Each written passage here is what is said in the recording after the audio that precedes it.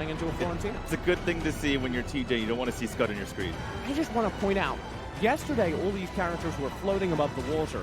Today, they're riding the battleships to the AWC Championship, Daniel.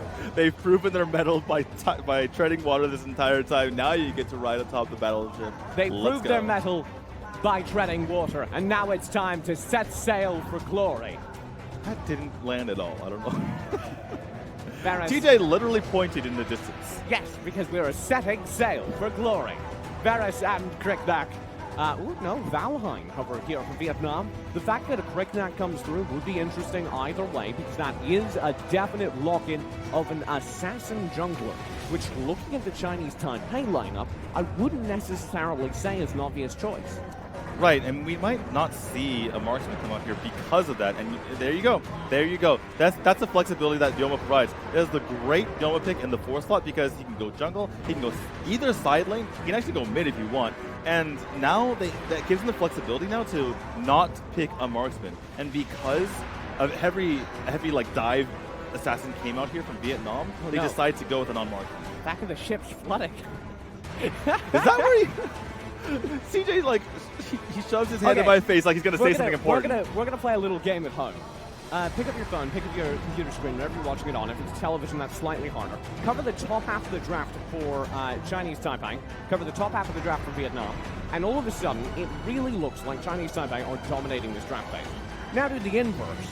And it really kind of looks like Vietnam have a lot of good picks. What are you talking about? So it was Sephora, Yina, and Liliana. Right off the bat for Vietnam. Real solid. Playing into Bolden, sure.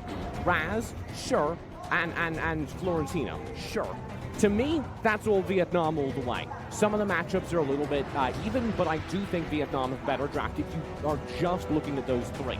Then you go to the second phase, and all of a sudden it's Valheim Kriknak for Vietnam, which doesn't play very well into the Chinese Taipei solo fighter lineup that they complete. So for me, Vietnam lost that draft in the second phase, but they do still have a solid core to build around. Right. They do have that Sephora, Liliana, and the Yina, like you mentioned. But I think it's a really big deal that there is no real target for Kriknak, other than perhaps Quillen. Yes. And that makes it a little bit difficult. Well, the Quillen isn't even really a good target because you can just pop the Assassinate.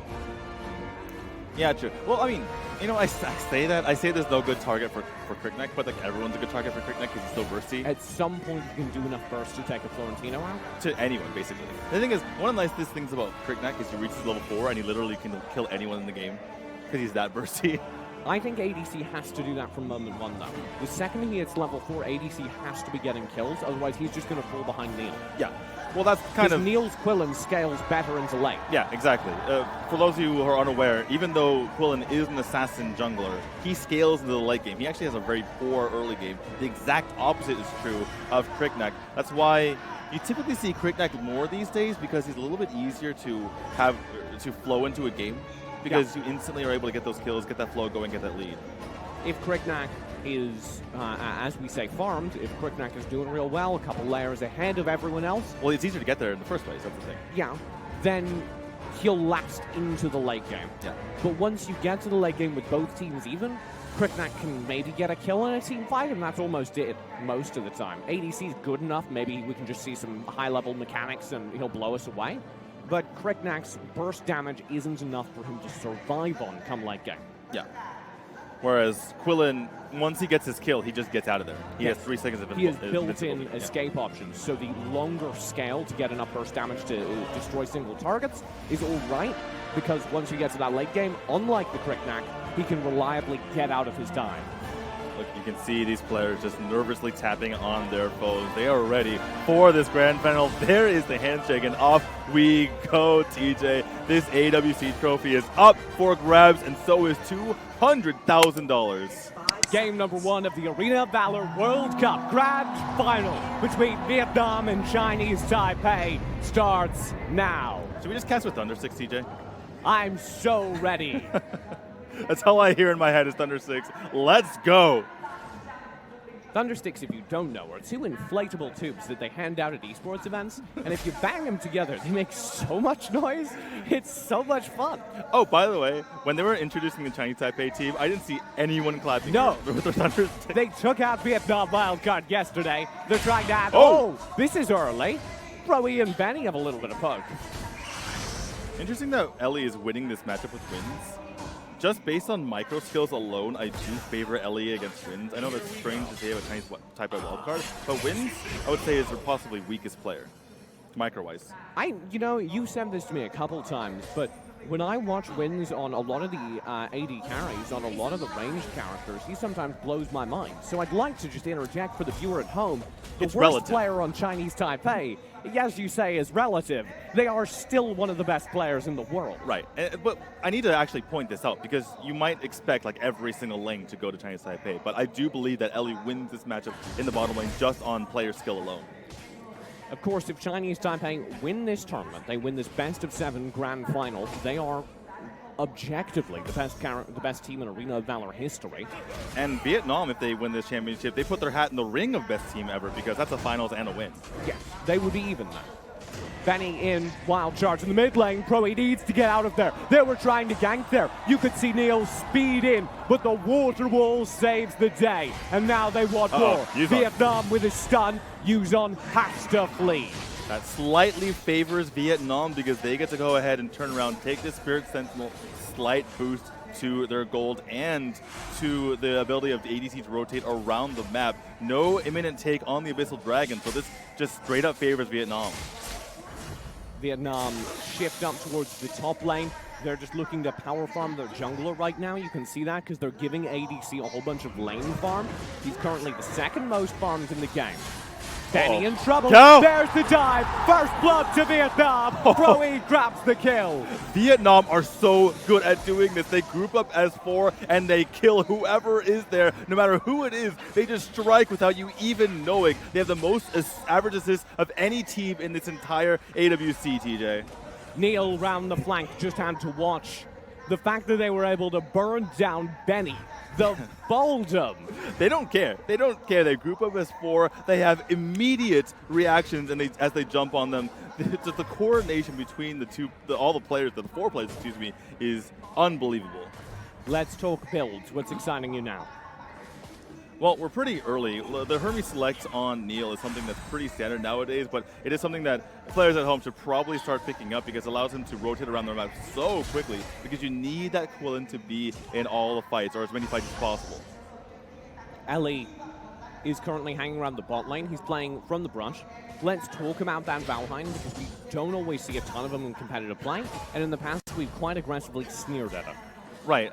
The only times I like Valheim is when you have damage from other positions because they have extra damage from the Sephira and from the support spot and just amazing burst from Kriknak. Plus, Yina does a lot of damage. Plus, obviously, Liliana does as well. So it's okay in this spot. The one thing I will say is if you're going to pick a Valheim, you better get ahead, and Ellie is doing that. Reset on the dragon there from Vietnam. They poke in, they take the dragon out, force it to reset.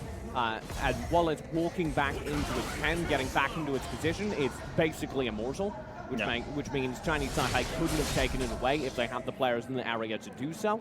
Vietnam are concerned about that because it had just come up and Chinese Taipei play on timer. Here's some poke. Broe looking for the water wall. That's Neil actually quite low. This is a different game from Broe than we saw from Game 1 from him yesterday. He is absolutely being super aggressive and is working this time. Broe struggled in game number 1 for Vietnam. We said it looked dismal. I hold to that. Ult. ADC in trouble. Oh, that's an ult spend. ADC able to drone drop away with an ult of his own. Well, yeah, the thing is though, ADC, the drone drop is like a 10-second ult, DJ, and you get to use the second part immediately. That is a huge win if you're just comparing ults there. Even Gao is scared of 1v1 at Yuzon. Had he known Neil was in the area, he definitely wouldn't even considered the fight. Okay, so let's talk about late game. I think Chinese Taipei has a slight advantage because of the Quillen, but it's not a big one. So I would say that this what about that 1 point. It's not great. but I'm considering everything. Uh-oh. Gao in, Neil low. Gao has to flicker away though because Yuzon's in the area. He can't get the kill, but he wins the trade because all the while the rest of Vietnam do take the Benny over the wall. Benny has to bail. Here are the stuns from Ellie and Proe. They want the killer to win. Tides of Life drops him low. There's the glaive and the second kill to Vietnam. Such beautiful timing on that Tides of Life, TJ. He wanted to deny the healing first and foremost. Into 3. What? That's too far. Star goes over aggressive. He's down as well. Neil's in trouble. He's got to go back into his base. Vietnam gets the dragon, a kill at the tower. Yuzon's backing away too. They're getting this top tower. They're completely owning them in every single lane. Chinese Taipei, the team that won the AIC, is currently being destroyed by Vietnam. We've never seen Chinese Taipei look this under the weather basically against their opposing team. It's never been this bad. They don't even look like they're making mistakes. Vietnam are just playing the game of their lives. I do have to slightly disagree with that because Star, I don't know what happened. I don't know why he jumped in. That just seemed like a major mistake that Star should not be making. But I think he only thought there was one player there. I think he thought he was going to get a 1v1 or a 1v2 at most. Hey, this is one of the team that groups the most in the entire AWC. You cannot assume that. Vietnam are never going to have stragglers in that way. But I gotta say, Pro E playing absolutely beautifully. When he was fighting against Winds, he purposely popped the Tides of Life knowing that the Spectral Arrow would come out, denying the healing from Winds. That was the entire reason why he did that. Not to keep himself alive, but to make sure that Winds died. Such a good job from Farley just to be so aggressive there, knowing he can get the kill. Uh-oh, AC! I didn't think he landed over the Wild President, right into the back lines. Winds is gone. Now the turn. Proe's in trouble. Oh, and he's got the Tides of Life. That'll reach at him. And he turns back for the damage. Deal with the water wall stun. XP in front. ADC for the finish. Benny tries to shut him down. ADC will fall underneath the tower, but still. The trades go all the way of Vietnam. Star actually had that, but he ends up falling in the end. I can't even believe what Vietnam are able to pull off here. Even when ADC goes down, it does not matter. Ellie in trouble. Benny lands a good wild charge. That'll buy Chinese Taipei some time. A little bit of time, but they're still down 5,000 gold here. Yuzon just took a tower in the top lane by cutting wave, going behind the tower to clear the wave so that the next minion wave of his own killed the tower for free. TJ, has Chinese Taipei been down 5,000 gold this entire tournament? No. They're the team that we always say stays in the gold game. They keep their economy close no matter the game's state. They're never even down 1,000 gold. I don't remember a single time, even when they lost the Vietnam wildcard. I was so sure ADC couldn't land that drone drop. He was sure. He was definitely sure. That was a great pull-up by Benny. Great job by Star as well, but, you know, Vietnam were already there to take him out. Abyssal Dragon the focus. Chinese Taipei need an Abyssal at this point to start getting back into the game, and they won't get one. No way. No way in heck. So Chinese Taipei, they need to start fighting picks. They need to find a way to just hold on for a little bit longer. The problem is, like I said, they don't really dominantly have the late game. It's pretty even in my opinion. So they're going to be struggling for quite a while. And in fact, they don't even have great wave clear either. Raz is one of the worst mages at wave clear. And they don't have a marksman. So this is looking really bad for them. This is looking really uncomfortable for Chinese Taipei. We were talking in the pre-game about blowing characters. Chinese Taipei lose this. That's a lot of good drafts off the cards. It absolutely is. And this is what I was saying before. Seems like a complete waste of this Raz going into a bad matchup. And it's not working at all for Star. He gets a couple of kills, but you figure he's going to get those kills on any other hero because he's Star. Darkslayer the focus. Vietnam go in on it. XP, Ellie, ADC, all clean it up. There's no contested attempt. Vietnam of the Slayer. This is the most dominant performance against Chinese Taipei we've ever seen. Has to be said right now. Proe's playing real well this game. Yeah, doing an excellent job just being a nuisance in the front line. He has that Frost Cape in his build to make sure every single time he has that empowered auto attack after a Water Spirits, it slows them down in an area. Whenever he has the Tides of Life, he's just playing a frontline tank role, because should things get dangerous, he can just Tides of Life out. Gives him that invulnerability, he's fine. Right, and that's why he's able to be so aggressive with those water walls going forward. He has massive range. Whenever you use your water spirits, you have 850 unit range on your next auto attack, so he's capable of just doing this. You just use your water spirits, auto attack him, he's slowed down. Pro E now setting up for a wave clear. If they can cut Yuzon off, they can get this tower, and the water wall stun does exactly that. Tower's gone. They're using the Drake correctly too. Look at this, DJ. They're actually protecting it. Vietnamese teams have a tendency to abandon the Drake. This time not. Pro E Tides of Life will heal Ellie up. He's got a hold here though, and it won't happen. He gets Neil so very low. Pro E can't chase that 1v3 though. The rest of the time, the rest of the team is pushing in against the high ground tower. Go! Gal! Go, where are you going? Behind the tower, but he's trapped. Neil for the shutdown. That's too far, Daniel. I don't think it's worth it for Betty, but I appreciate the aggression. Wayne's doing an excellent job clearing this wave, and suddenly they're starting to hold on. This could have been disastrous for Chinese Taipei. Daniel, is it happening? Chinese Taipei re-entering this game. A little bit. They've performed miracles before, but we've never seen a team come back from 8,000 gold, not even this Chinese Taipei team. I mean, caveat, they never actually been behind this much, but... Pro E, stun, dive, Tides of Life will hold things up. Wins on the front line. Needs to play it careful, but he gets back. That Tides of Life was specifically to deny any targets there for Yuzon because he gets extra cooldowns, he gets extra ability to use his abilities once there's a target there that the Tides of Life will use. ADC? Will poke forward, nothing much comes of it. Pro E's on the flank, there's the Wild Prison, just to slow down the fight. This Pro E is being so frustrating to deal with for Chinese Taipei. If they want to get through to the meaty underbelly, they need to just take out Pro E, force out the Tide of Life, and take her out afterward. You know, prior to this game, we were talking about Chinese Taipei and their tendency to play late games. You said, you know, it only feels like 20 minutes. I feel like this has been an hour-long game. It's 12 minutes. Right, because both teams are making such decisive moves that a lot of things seem like they're happening. This is one of the quickest games of AOV I've ever seen played at this level. It's like speed chess, Daniel. Speed AOV. It's the best. Benny clearing there. Bringing the Fiends, that little orange circle you saw, gets some vision of anything in that area, as well as speeding up any allies in it. Very useful support item. Now it tells him the Pro E's in the area. He'll go through with a Wild Charge, Wild Prison. 2 people picked up, but what they don't know, that Dark Slayer taken against him. I'm pretty sure he knew, but he needed to get out of there regardless. Chinese Taipei under it again.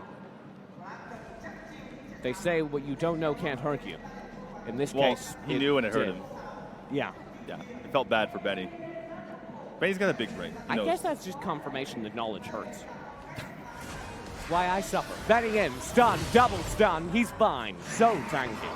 Are they going to be able to defend against this Drake, though? How many high towers are going to fall? Will they lose the game right here? Use on to poke, trying to stall out the Drake. He's too far forward. Ellie's got the kill, and Vietnam are pushing in for game #1 of the Grand Finals. There's the Tides of Life. They've got Benny focused back.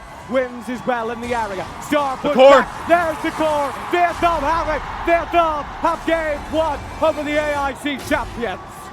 A complete 180 from what we saw in the semifinals. This Vietnam main team has come to play. And they take out the most dominant match that we've ever seen against Chinese Taipei. Absolutely incredible as a performance from Vietnam. They demonstrate their caliber here, and I think the home crowd is very, very excited to see him. I've never seen Chinese Taipei get pushed out of an early game like that. All right, well.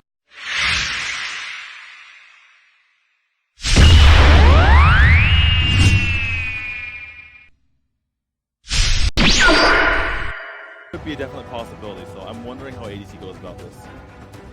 Vietnam's coach shouting orders. This game is an intense opportunity for them. Chinese Taipei always look businesslike. I'm going to be worried if I start seeing them agitated. I don't think they get agitated. They haven't yet, but they also have never been down in a series yet. Well, okay, we need to look back to 2018 AIC, where they agitated them when they lost to Team Flash. They were. Then they came back the next day, won the Grand Finals, no problem versus this Vietnam team. But it should be noted, there is no day 2. There is no lower bracket. They lose this match here, and now they're gone. Well, they're both gone. but one goes home winner. They're already home, Daniel. Vietnam are sitting in the stadium surrounded by their home. What if they don't live in Da Nang? It's a national sort of concept. Okay. Anyway, the bear and the bull. Which wins actually? The bear and the bull. They both look pretty ferocious. What? Look at the water sculptures. They were ice sculptures, first of all. Game number 2 How do you of know? the AWC. This is everything, I think, because if Vietnam are able to show they can repeat that, there are no doubts for me. Here we go. A second chance for Vietnam to plant their flag in the grand final. Chinese Taipei need to step back up. Oh, Pro E taking a lot of damage. A little bit of poke, nothing that can't be handled. This Look is my at favorite. This is my favorite, TJ. The double bands mid, the geometry. It's here. We got it. Yeah, but look at the geometry result. That means Star is playing that fighter in the bottom lane. It actually might be safer, right? Because it's hard to play Varus against Versus the a Telenos. Telenon. Yeah, but Varus against Telenos is pretty difficult as well. Star can stand pretty far back, still get the play clicker off, and ensure that he's able to clear the wave. Oh, this is scary. Oh, that was scary. He already used the punish. Didn't have a way to secure that, but Proe does not steal away the blue buff. I think Pro E just assumed. Proe assumed the punish was still up and it was going to be an easy pickup for Neil. Yeah, and it wasn't the case. Maybe Neil assumed that he would assume that would happen. Whoa! It's not that deep, but Neil's like, I'm really good. You should respect me. I would never use my punish. Oh, Except when he XP! Don't do it to him. Guys over the wall just interrupts his recall. It's actually kind of hard to hit the item blast, the middle one. I don't know why it's hard for me to aim that. Aim is bad. That actually does sound like a personal problem, Daniel. I'm not going to lie. Well, it's a long-range item blast. It's a very thin wave, especially when you immediately use it after the lightning strike. Let's talk builds. You said you were paying a lot of attention to that Zephyrs. He's going Leviathan. That's pretty bog standard, right? Yeah, it's pretty standard. I don't like it, but it's standard. Typically, you go for a little bit more of a tanky build on the Zephyrs. Zethon. Hit for the Spirit Sentinel. ADC's the caught silence. out. Full stop chain. He can't do nothing. First blood to Chinese Taipei. So this is a major mix-up here for Chinese Taipei. They usually don't group up like this as XB for. stunned up. Mid lane, Neil wants the damage. He'll scare XB back at half HP. Proe's still in trouble. Has to burn a flicker to get to safety. Ellie there to save him as well. Oh my goodness, Yuzon already level 4. He can start calming on Gao. Here's the Abyssal Dragon. Proe trying to focus it down. He's got Ellie and ADC in. ADC on the wall, but Win still gets it. Chinese Taipei in control. Star unable to really help that team fight. He does pop his ultimate there to try to help out, but doesn't get anything done. I think if he were in that fight, they could have really punished the side of Vietnam for being in the vicinity. Ellie and Proe will be playing back behind their wave here in the bottom lane. And that frees up the support for Chinese Taipei to rotate around. Yeah, you're really starting to see how the lineup that they've put together for Chinese Taipei is working out, right? Or the way they position themselves on the map. Because Wings is in the middle, he's able to rotate to either side very easily. And you see that Star isn't any worse for wear because he's in the bottom lane. He has that massive range, so he's not really getting jumped on very easily. Benny with Neil and Wins towards the mid lane. And like you were saying, that's unusual. Having that many players grouped up together isn't normally how Chinese Taipei play during the early game. Yeah, that's usually how Vietnam goes, but Chinese Taipei realizes this is a different team and they need to play differently. XB to chase, Proe around the side. Oh, that Tidal Ice burned really fast. Benny was very nervous about getting caught out there. Still some nerves from game 1. Right, and that's just the fear that Vietnam can put into you. It could be just 4 people jumping you from behind the bush, DJ. It could happen at any moment. And this is, like you said, the most shaken we've seen Chinese Taipei. In no previous game did Benny feel pressured enough to burn that Tides of Life down. Yeah, there's no way. He's someone who would hold us to the last moment there. Neil, though, he's starting to get farmed up, and this is really good if you are a Chinese Taipei fan. The jungler battle, game number 1, dominant to ADC. He doesn't really have the ability to be that dominant here in game 2. Yeah, he can't farm nearly as quickly as he could when he was Crickneck. So that makes it a little bit harder for him to start taking control of the game. Oh! Gao didn't steal away that buff. Yeah, I was wondering, that was a punish. He doesn't have punish, so it's a bit weird. He did flicker away, though. That's a very long cooldown. I was just worried Gao would get caught in. Yeah, well, that's why he burned the flicker, but... What? Again, Benny, why is he so fast? He sprinted. Yeah. Oh my god. Sprint's a good ability. Zoom. Ever since they buffed it a little while ago. ADC him. He doesn't care. Benny knocked low. That time Benny doesn't use his ult, so he learned his lesson from before, realizing that as long as you know exactly where the Vietnam team is, you don't need to burn that type of life. As long as you're moving at Mach 5. Down, caught out though. No Neil flicker. would use on through the silence, pays off. Neil will do the damage during the meantime. But Gal pops the untouchable. He gets to safety, spend the death embrace as well for mobility. That tower won't save him. Benny with the ties of life keeps Yuzon up. Now Chinese Taipei wave cut and steal jungle. Extremely smart from Chinese Taipei. They saw that he ran away, which means he used his death embrace. There's no way to pop him under there. Star on the bottom lane, picks up Vietnam, strike back the first of the game. Wins caught out as well. When Justin Proe keeps him locked down, ensures that ADC gets away, knocks the tower down to half HP. Yeah, and the Hurricane will ensure that he really couldn't get towards that minion wave in time. Had to use the Venom just to get over there. XB. Oh, the damage coming out to XB. Did he just Thunderbird that minion? Oh, I mean, he damaged it, you know, incidentally. By the way, for those of you Zephyr players out there, if you pop your water wall in a bush, they cannot see the water wall as long as you don't damage the opponent with your passive. So that's why you see Benny in the bushes. XP cannot see that. Not until it lands on him, at least. But Benny missed, unfortunately. So, bot lane Praetor, how's it working out for you? Pretty well, actually. Even though he got picked up one time, he is getting some decent farm. It's been I mean, the only time he did get picked up, it was a massive gank over to that side, so a lot of resources spent. I think it's working out pretty well. Zephyr's not having the best game by contrast, but the damage from this team comes from Ellie in the bottom lane on that Telenar. Right, and this is why I'm a bit concerned about someone who builds Leviathan. Now he's going to start building into that damage. You see the short sword on him. Win cups, Benny, it's fine. Benny survives. Now they're rotating over to the bot, trying to cut off aggressively into the jungle of Chinese Taipei here. Look at this. Bush party bottom lane.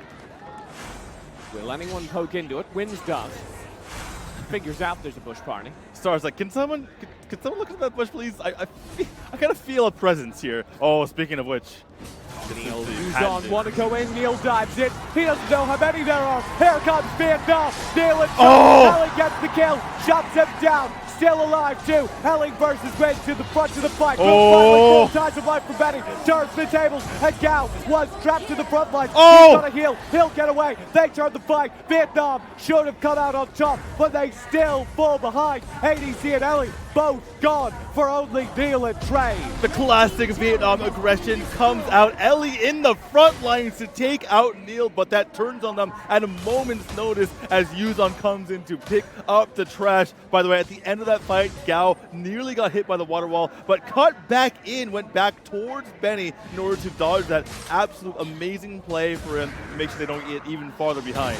That is the kind of play I look to see in a grand finals, in a world finals. Absolutely, and these teams are so evenly matched. I mean, we didn't expect to say coming into it. Whistle Dragon taken by Chinese Taipei. They've got it now.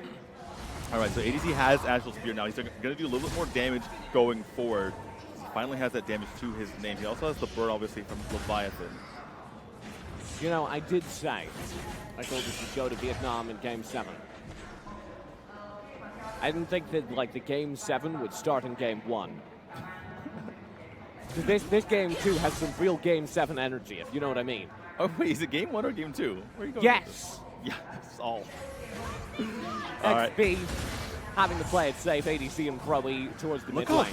Look how aggressive Neil is. He just walks into them, into 4. And that mid lane engagement is what I mean by Game 7 energy. It's not just a meme. Both teams are clustering their players together, not willing to take any risks. That's the kind of careful play you typically only see in a Game 7 where both teams just don't want to lose at any cost. They're being careful with their grouping, but they're not being careful with their play. The aggression is all turned all the way to max. Proe for the stun. Oh! He's cut off. Tides of Life will get him out. And sprint as well. Nice try, but Benny is a hard one to lock down. And now the tower's dying to 2. They're like, wait a second, we have a 3v2 here. Gao in the top lane, he's in trouble as well. Neil doesn't get the tower though. too wary to step in range of the deaths embrace. TJ, this is what aggression can buy you here. Because the Chinese Taipei was so aggressive, Vietnam overestimated how many people were there. They actually had a 4v2 potentially if they brought everyone, but because Chinese Taipei came so hard at them, they're thinking, oh, we can't defend this, when in fact they actually could. Dark Slayer will be picked up, further enabling the Chinese Taipei aggression. 10-minute mark again. Dark Slayer scooped up. Vietnam has to back off here.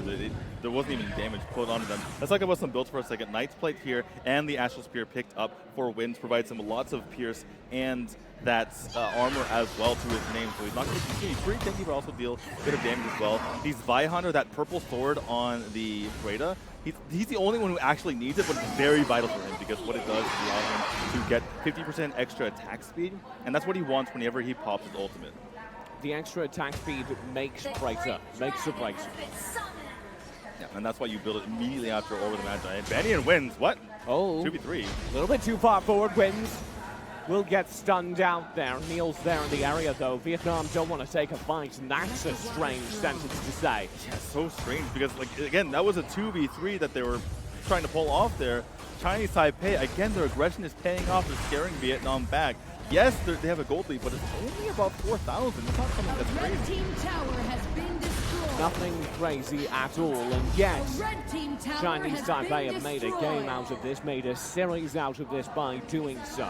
Right. If Vietnam, duplicated game one, this would have been scary times. But as expected of the reigning national champions, they're bringing it this time.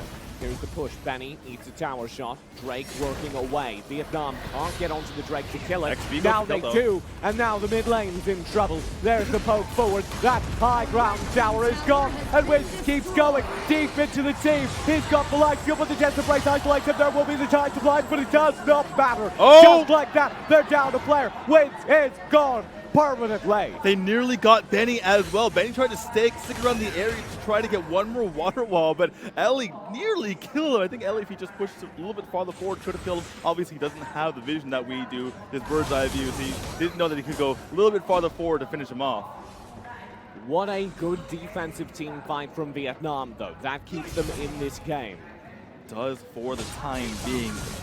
As we mentioned earlier, only 4,000 down in that goal deficit. So if they have an even fight, or perhaps a fight that they have a slightly better positioning on, they could easily take it. Gao stunned down. All of Vietnam want to group up now. Look at this Game 7 energy. Sure, it's only Game 2, but look at that 5-man stack, Daniel. Oh my God. I don't think it's Game 7 energy I'm sensing. I think it's World Final energy. You know what? You pointing that out actually just makes me more bummed out, because this feels like gold.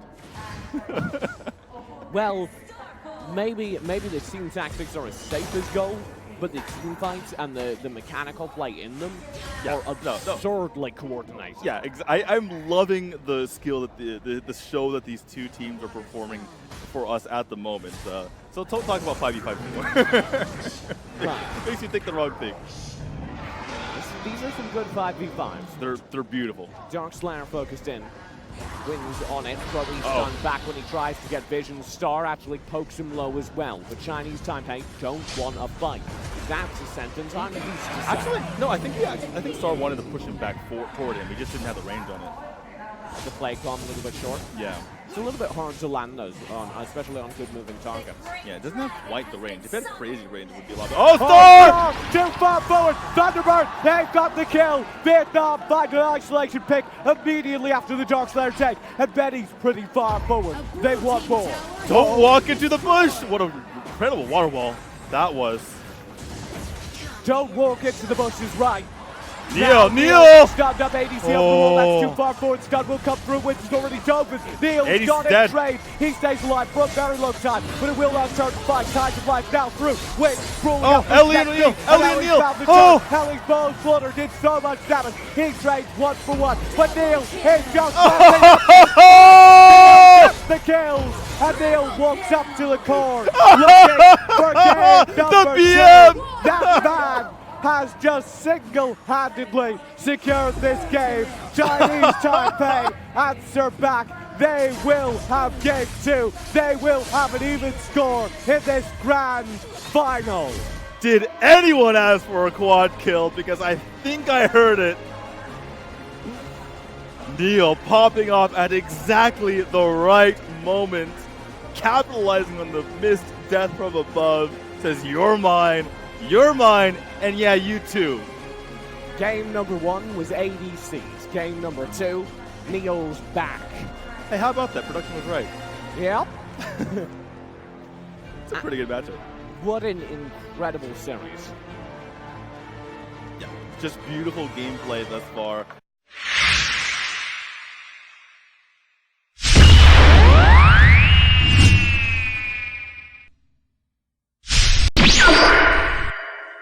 Rather than, you know, he's just completely shut up. Yeah.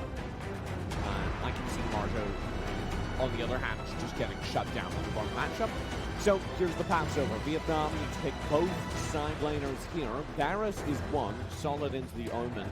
Will scale up, will help with their team fights again, will solid in their team fights, which is what they were looking for. And then their final... They don't need a marksman here, by the way.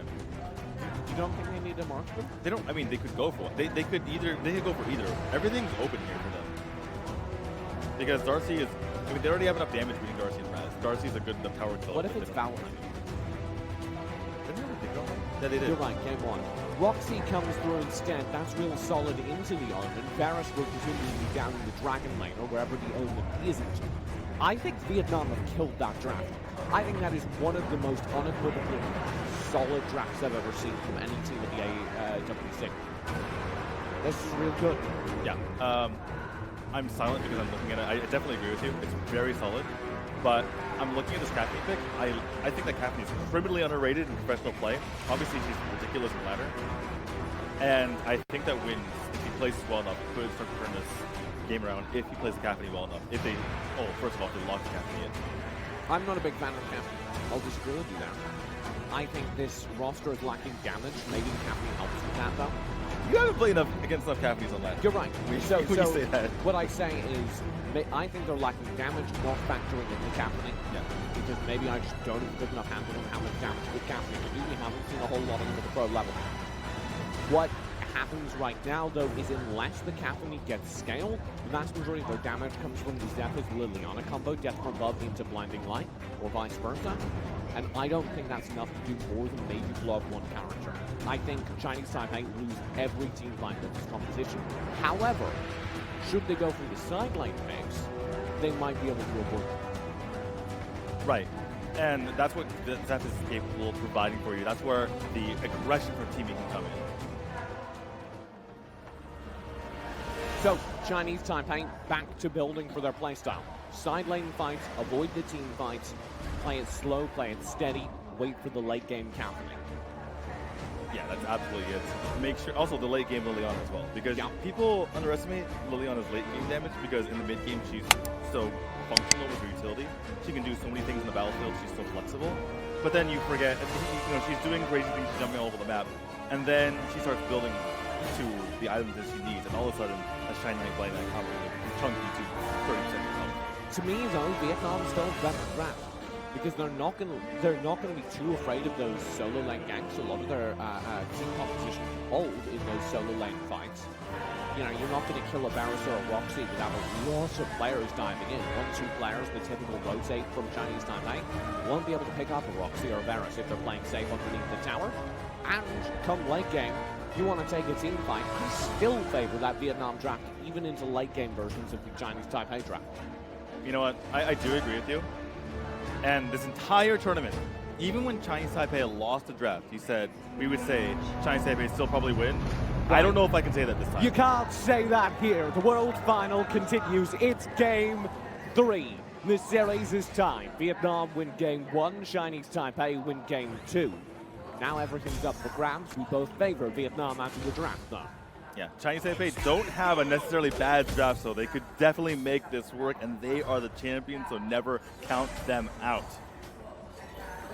Pro E already winning those support exchanges, establishing his territory.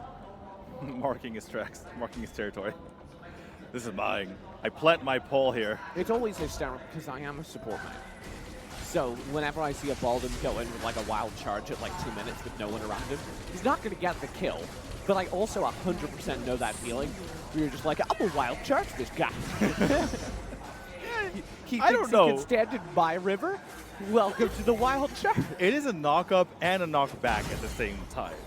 So it's pretty good at getting kills. You never know. You might get it. Not versus the enemy support at 1 minute, though. Hey, he's got a big pipe. I don't know. That... And he knows how to use it. It's very dangerous. That's a rare technique called doubling down. Vietnam playing defense across the map. They're going to be looking, like I said, for those 5-5 team fights. What was that? Just a little bit of poke. Neil just to make says him think. hello. Just to make him think. Maybe he's trying to bait out the dimensional portal, actually. He knew that You're ADC right. was in the area.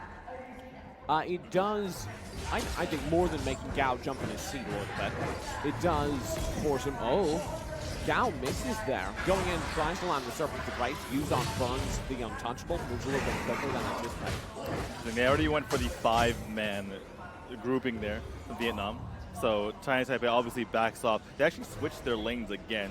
Oh, wild charge! Neil in trouble. He doubles down. He goes back in. Death from up to try and get away. The portal for ADC will close the distance. Betty's pulled back with it. Gao will land the kill. And just like that, Betty's gone. Wins to try and play defense. Gao has the Serpent to break. It won't keep him up. Oh! Will. Pro-E takes the shot. Shoving with XP! And XP is just baiting. Power surge over the wall. The flicker. He chases. He's got the kill. Vietnam with 2 in the initial fight. They will lose ADC, but that is an acceptable loss. I can't believe that fight turned out that way. XP baiting it to the last moment. Perhaps he should have gone a little bit earlier because the team kind of needed him. In the end, though, a 700 gold lead here for Vietnam.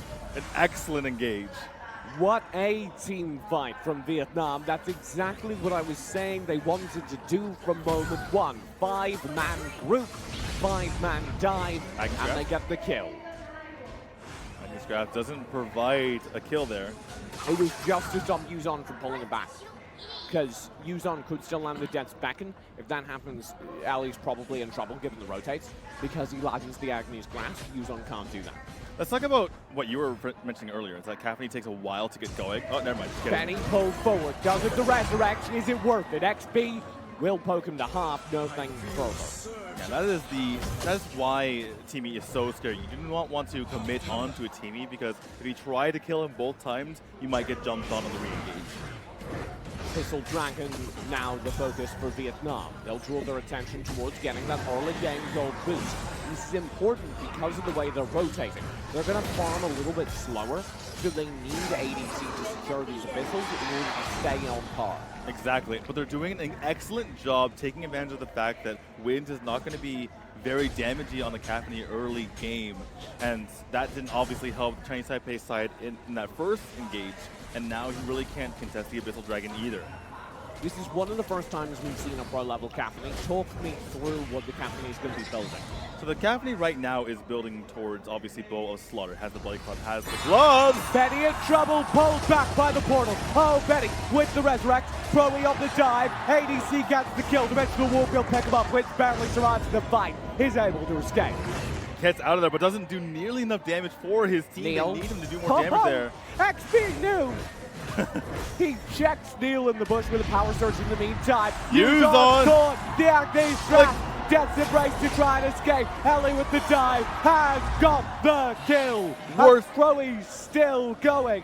Worst case scenario there for Yuzon. He uses the flicker and the Death's Embrace and still dies. That could not have gone worse for them. Vietnam are taking control of this game.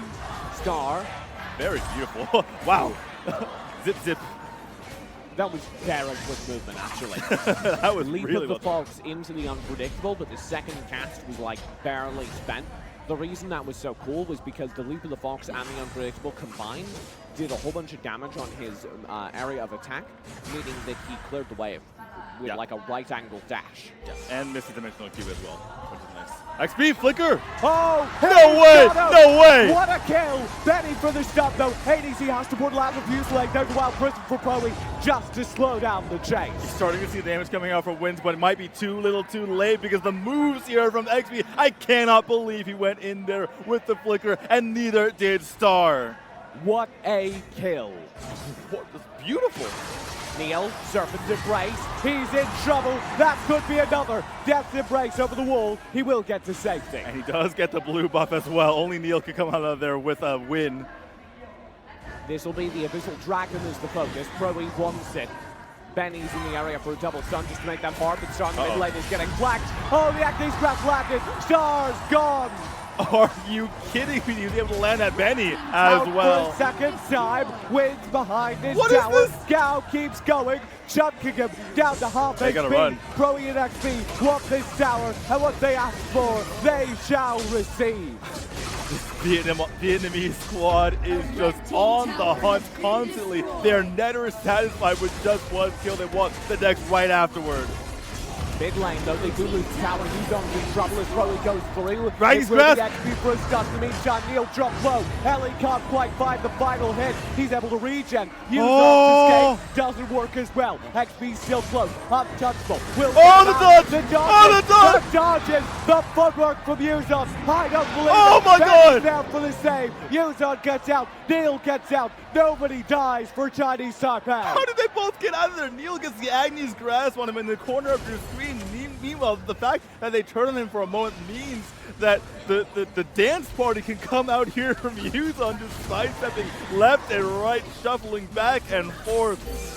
That said, though, Chinese Taipei still in a little bit of trouble. What a team fight again. Chinese Taipei do manage to escape unscathed, but you can still see they're on the losing side. Benny knocked to half HP. That portal didn't land. Oh, it did land, but he had the Purification Bracer, which he just picked up. That allows him to cleanse any sort of CC on you, including that dimensional portal allows him to get out of there. Built out of the Waterstone, something we see a lot on teams. Yeah, you see Waterstone, but typically goes into Tide Colors Mark, which allows for just generic defense across the board for the heroes around you. This time he goes for Purification Bracers, which isn't used as much, but very useful here. Gives you kind of a Jognar ability, very important versus a Darcy. The only problem is it's 90 seconds, so Darcy's going to have his Dimensional Portal up before Teamy has his. The other support item, Ring of the Fiend, used there by Pro-E to get vision. They know there's nobody defending this tower, and ADC just makes it vanish. They know that they cannot contest that at the moment, especially with the ability of ADC to just pop his Dimensional Portal once more. Yuzon, Benny in the area, Gao pulled in, ADC wants the fight, you can see it. He's raring to go.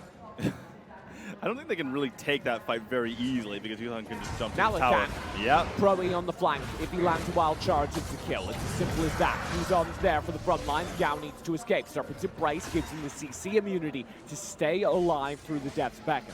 I really want to see how far Wins has built his build because that is going to be key in whether this Chinese Taipei team can come back here. He does have the few slot to make sure that they clear minion waves if they're going to go for the ultra turtley game, but he needs to get to that damage spike. 7-2, the current kill lead for Vietnam, but it should be noted, Chinese Taipei only behind a couple in gold, 3K. All right, the bow slaughter picked up for Wins, the boomstick picks up for Star. Those are two reasonably big power spikes for them.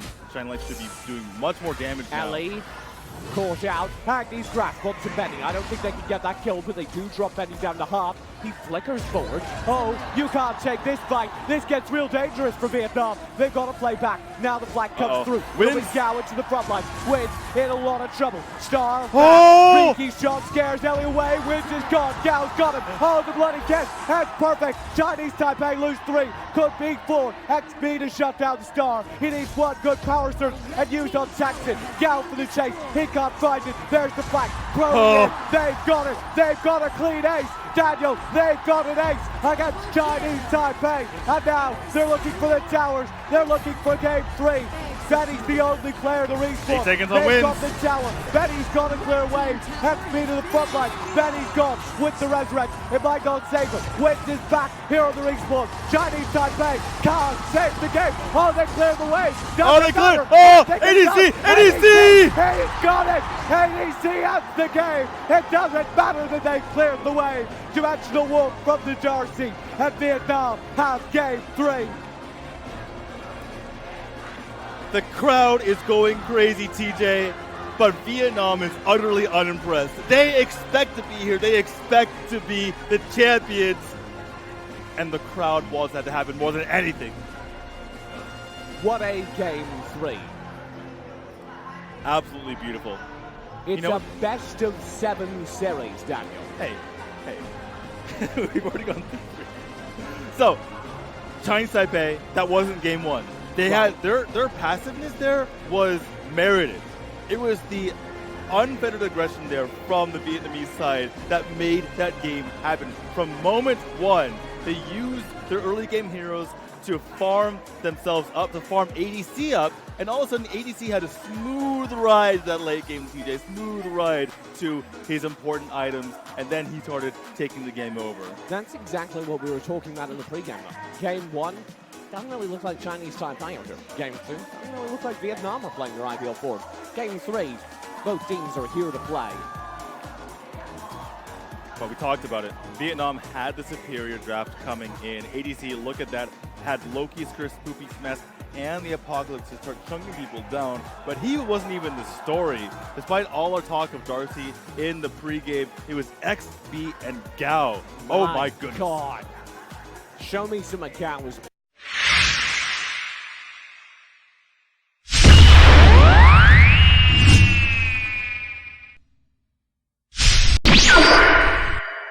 This list. Richter, Crickneck, Tool, and Valheim. They will dominate the pre-4 game. You think Chinese Taipei looked at that last game, said we never got into the game. Yeah. What if we just won the early game by drafting entirely for that early game? Exactly. How well does that scale to late though? It doesn't. Actually feel bad now that I look at it. You just win the game. You just win the game before it goes to late game, TJ. Does that work? We've seen Nova EU do it a lot. This is the grand finals, though, of the World Championships. Against Vietnam as well, a team that just seems to always stay in games. Hey, if any team can pull it off, it is arguably the best team in the world, pending this series. There's the phrase timer composition, which oftentimes refers to game composition that at a certain minute mark no longer works, or a composition that at a certain minute mark comes online. Here, I think it's an egg timer composition, because once you get past about the 5-minute mark, which is the standard length of an egg timer, you're out. Right. It will not work. If you have a significant enough lead, though, you can snowball that to a victory, right? So if they don't have a few thousand gold lead early, or if they don't have multiple towers down, you know, banking, or like basically pushing towards the higher grounds near the 10-minute mark, then they're in trouble. But I expect them to get full aggression here. We are going into game, and it's a tight game number 4. Vietnam up 1 point in the grand finals of the AWC 2019. If you're asking me about a prediction, TJ, I think that Chinese Taipei have this. I think they're going to make it. I didn't want a prediction, because I didn't want to embarrass you. Because these games are unpredictable, Daniel. We don't have Lily on this game, though. That is the name of her ultimate. Nice. Star on the flank. Vietnam playing real aggressive in the early game. They didn't get the memo about that. Counter invade will come through from Chinese Taipei. Well, they got the initial invade, got the, you know, the red goal went right back out of there. And this is what I'm talking about. They're winning every single lane. Murad can't handle an early game like this. What did I say? 5 minutes, this composition stops being dominant? I think they're still good at 5 minutes. But once there's level 4, you have Ghost Walk, you have Dark Dominion. It hurts a little bit, but they still have crazy early game fighting potential. But I do feel the second Vietnam wanted to... Oh! There's the death sign. Benny pulled in close range. But he's, you know, he's a strong little girl on the Alice there. He'll be fine. But I feel the second Vietnam feel they have the tools to team fight, by God, are they going to do it? Right. I'm waiting until like 7 or 8 minute mark for Vietnam to actually make something a game of this. What about this though? Star doesn't get Death Sight there. I don't know what happened. Probably might have just missed. Yeah. The Death Sight is smaller than you would think. Flicker over the wall. He stays ahead of Neil. Now the turnaround ADC threatens a full time. He's got ult already. Vietnam doing a really good job defending but not breaking, like we've said in the past. They need to continue to stay defensive here, which is something you don't usually say, but there's really no way to take a good team fight unless you have the numbers. Neil in, Proe to try and stall up. This gets dangerous. Neil and Benny will do the damage over time. And ADC underneath the tower gets burned by Retaliate. He's gone as well. 2 opening kills strongly to Chinese Taipei. This is the opening that they wanted. Gao can't even chase Yuzon. There's nothing to do there. He does have his level 4, but that doesn't really help XB. Did he just spend Angelic Splendor so he didn't have to cross the river? Something like that. But Neil, oh, this is dangerous. Neil gets the blue buff, Gao on the chase, Malleus goes wide, Star gets saved. And there is the hissy fit from Benny to keep him alive. This is an excellent opening from Chinese Taipei, exactly what they wanted to accomplish here. What an incredible opening for Chinese Taipei. It's just so hard to defend against because the dive is so real. But I wonder, so we always do this with early game compositions. We say, oh, they're doing real well, but how well are they really doing because they're playing into a composition that'll beat them late? Is that true here? Because I really do feel Vietnam's team fight is just insane. Well, okay, other than the Valheim, everyone does okay in the late game. Crick can still get a kill. He can still trade, right? The Richter can still... Richter's amazing late game, actually. He can fight 1v5. Tulin, as long as he's ahead, can get the damage in. You know, obviously it's a major caveat, but he's not going to just fall off a cliff, especially if he's ahead. I just think they need to get more kills than this. There's the Temporal Turbulence. That's they get it. XB shuts down Neil. Now there's the Black. Proe in trouble. He'll be fine. Yuzon has to back off. How's that for a Nacross counter? That was absolutely beautiful. Their ADC comes at the exact right time with that Temporal Turbulence to shut him down. Neil uncharacteristically goes a little bit too deep. And you can see what a Crixie does if you overstep your boundaries. That's a full CC combo into Moonfall. You're eating a ton of damage. Throws the moon at you, TJ. It's got to hurt a little bit. Definitely. I saw a documentary about that. Oh, Neil's at it again. I don't know if he can take out Gao, but with some help from Yuzon, perhaps. Gao's real tanky. So I'm not sure about that, Captain. They might have been able to make it happen if Yuzon had popped his ultimate earlier. I'm not sure if he had it. The focus instead will shift to the Abyssal Dragon for Chinese Taipei, and they get it, locking down a 10k gold mark, but it's only half or 500 ahead of Vietnam. Yeah, if you're Vietnam, you're not feeling too bad about this. You're not behind 1,000 gold, not even. And again, your opponent is on a clock. Uh-oh, Neil. Uncharacteristic mistake. Maybe well, Proe scares you. Because Proe lands Death Sight Dark Dominion, which he now has up. You're locked down and fighting him for so long. There's just no way you get a kill. And there's a high chance you die. And XP was with Proe there. He was ready to just jump on the opportunity. Mina, real good into Assassins. And we haven't seen that matchup since, like, Valor Series 2. Gao to play defense here against Yuzon. Should be fine. Proe misses the Death Sight. Like I said, we haven't seen that matchup since, like, Valor Series 2. Maybe a little bit rusty on Mina. Benny, meanwhile, doing pretty well on the Alice. By the way, missed Moonfall here from XP, gets nothing done. Clear play. Moonfall is a surprisingly short cooldown. They reduced the cooldown. It's still kind of long. Proe and XB go to the top lane. Vietnam are the ones playing aggressive now. And that worries me because your game plan said Chinese Taipei needed to dominate. We'll see what they get done here. Gao, Malleus is in. He says, "I'll take that fight, give me your wave." Neil arrives, now he wants to play kind of cautious. Proe's coming. Yeah, Yuzon takes a few chips away from the tower, but they don't get enough. They nearly take down the tower. I don't know if they should be playing this passive, though. I think they could have gone for that fight. There's the dive. Chinese Taipei want the fight. That will be that Angelic Splendor through. It does not save Proe, but it slows things down. The tower gets him. ADC gets the kill credit from his Temporal Turbulence, dropping him down so low. He flickered just in range of the tower. That is so painful to use on Pop. Maybe could have gotten away from that fight if he doesn't get hit by that tower shot. That is just heartbreaking for him, and that means that they barely hold on to a lead. ADC once more in the mid lane. He keeps diving forward. Neil was waiting for the teleport back to that spot. ADC just moves on ahead, tries to go for wins here, and talking about a timer. Ali goes for it. Will be burned. Temporal Turbulence as well. They get wins very low. Wins good. Disengaged though, able to get out of there. You know what minute mark we're past? 5 minutes.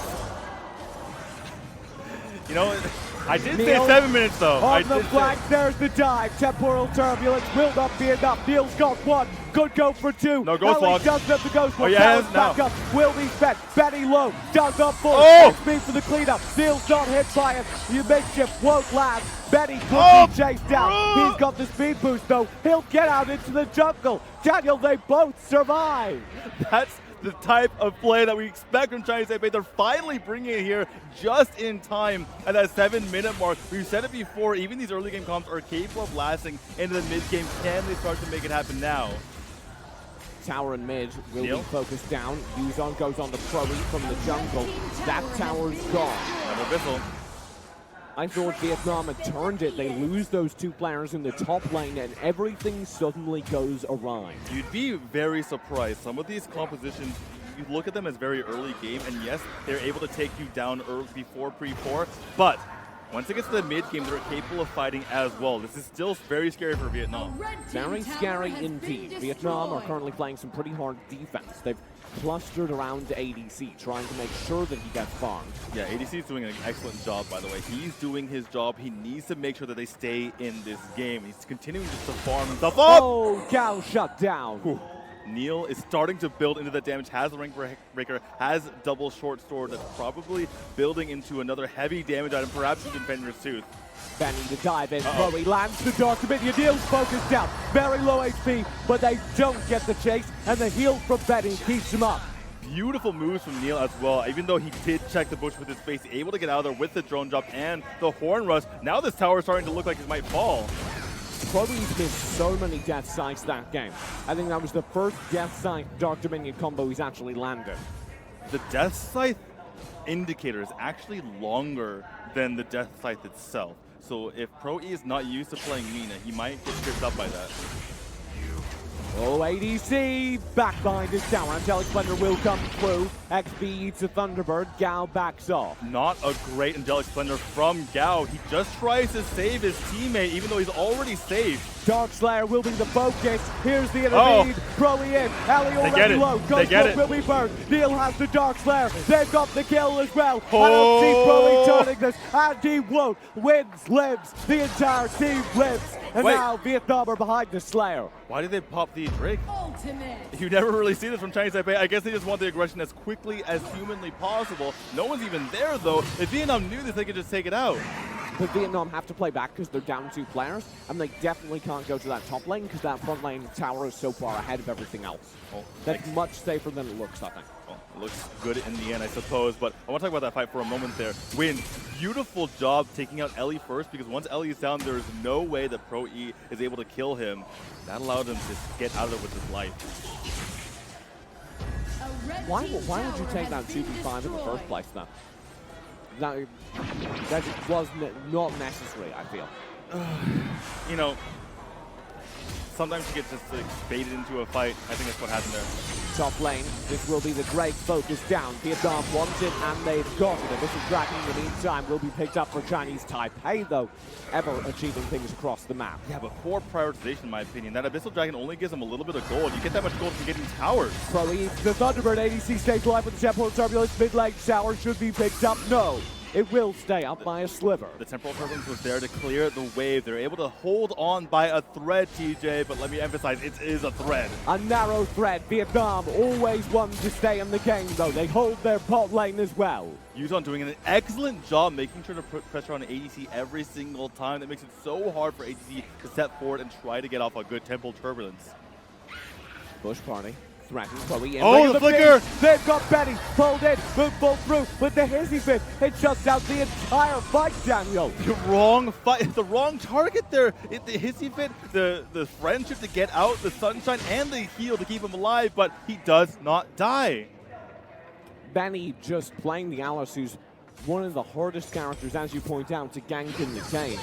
And one good hissy fit, Vietnam suddenly realized they could be walking in a death trap if they try and keep chasing. Exactly, one of the harder heroes to track down, and once you start chasing her, you're in for a lot of hurt potentially on the other side. If Star's lingering nearby, they stand in that hissy fit. Star just arrives with the thunderclap.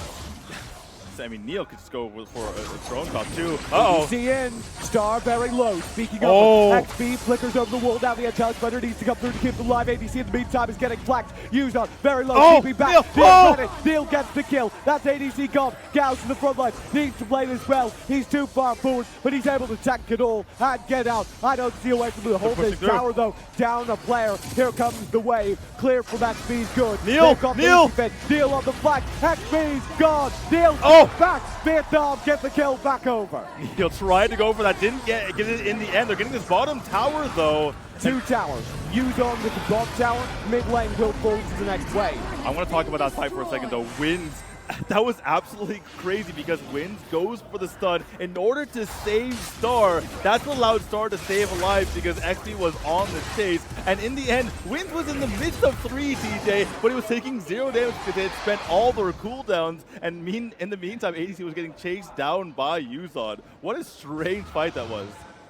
Pro E just has vision on the Darksplayer right now. Are Vietnam really considering trying to take this? No, they're just trying to bait. They want to see if Chinese Taipei goes for it without scouting the area first. Maybe they can look at that communication. Off. They say, "Oh, he's got Ring of the Fiend, so Pro E moves bushes." That's such a little detail. I don't know. I'm not impressed. What? You know what, CJ, get good at support. Come on. That's a standard thing. But that had to be communicated because he started moving from bush to bush before Ring of the Fiend was on his screen. So he got the call, I think it was from XB in mid. He's got Ring of the Fiend. Maybe I'm a terrible support, but also my mid laner would never think to call that to me. You're my mid laner in this hypothetical. Hey, come on. Well, the trap is set. Neil, don't go in there, buddy.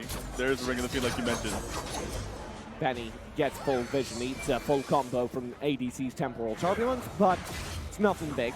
Well, it does get scary though because ADC, the big thing is Temporal Turbulence is very slow, very low cooldown. The big deal though is his first and second abilities are much longer in the beginning of the game. Now these level 15 those are very, very short. So all he has to do is go back, get his Temporal Turbulence stacked up on a monster, and he has that basically constantly.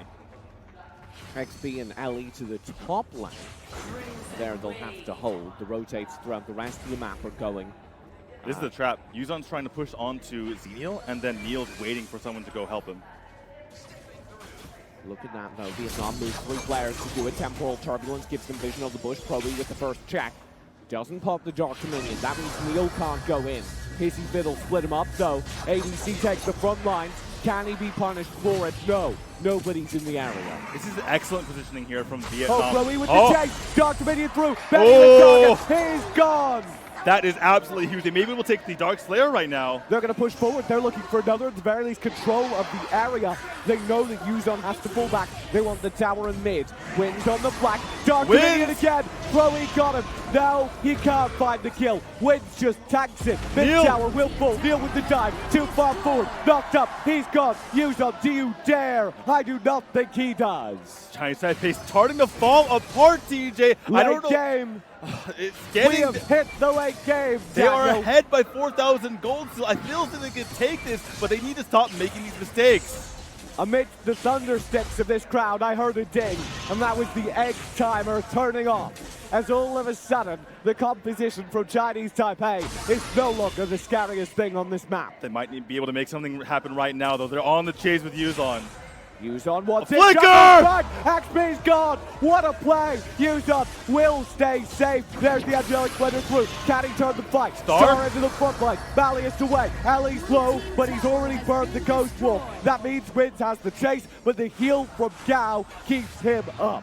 ADC is back onto the field now. He's going to be able to contest these fights. That's what Chinese Taipei was trying to make happen while ADC was not in the vicinity. But now the Dark Slayer is being taken. Yeah, Chinese Taipei say we need the Dark Slayer buff to win these fights, so we're going to do it. In the meantime, the Enraged Abyssal Dragon will be focused on the other side of the map. They will focus it down, rush it down, but Yuzon being in the area means they don't feel comfortable committing. Yeah, Yuzon can actually 1v5 them for quite a while, so they didn't want to take that risk. Wins! Ooh. Oh boy!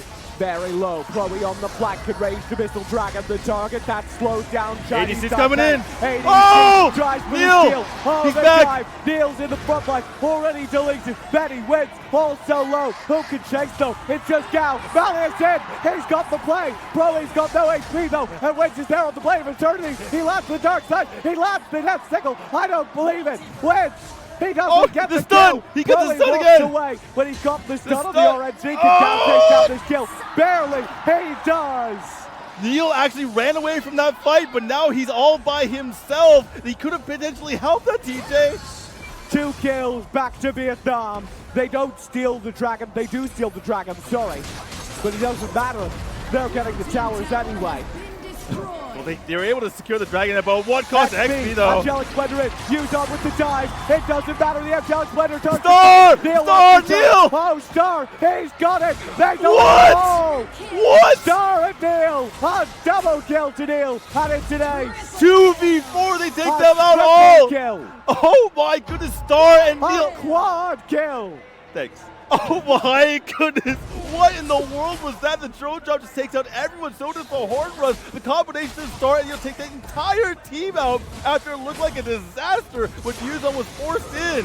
Star once more. Ellie burns the ghost walk. Benny for the chase. He got the That wave, though. tower's gone. He got the wave though, that's absolutely huge. His mid-height current tower is under pressure though. That is another ace. Oh my god, 11 seconds, give me game right now. 9 They're going seconds, for it. Steal for the core. They have the wave. Chinese Taipei tie up this series. That's it. It's 2-all in the grand finals of the AWC.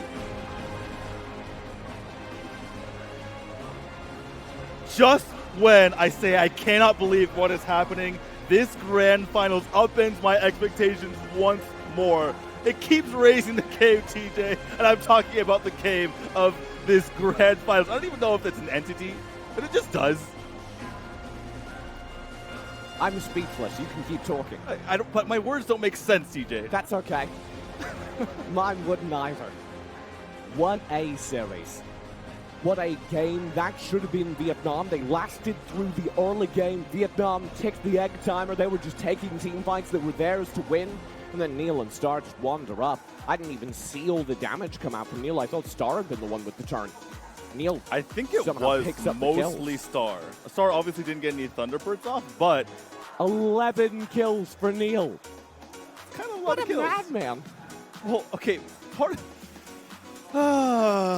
he did get his team in a bit of trouble too, which is not something we typically can say of Neil. He ran away from that one team fight. Right. In the end, he got back into it. Star was doing tons of damage in the midst of everyone, just laying out his passive. That allowed Neil to finish them all off. And the funny thing is they were so clumped up that Neil was able to hit multiple heroes with just his auto attacks. And by the way, when you're building full damage on Neil, those auto attacks deal like 1,000 damage, especially with vendors too. I'm like, I'm looking at the stats screen and just seeing numbers. I can't contemplate. That last game was so close.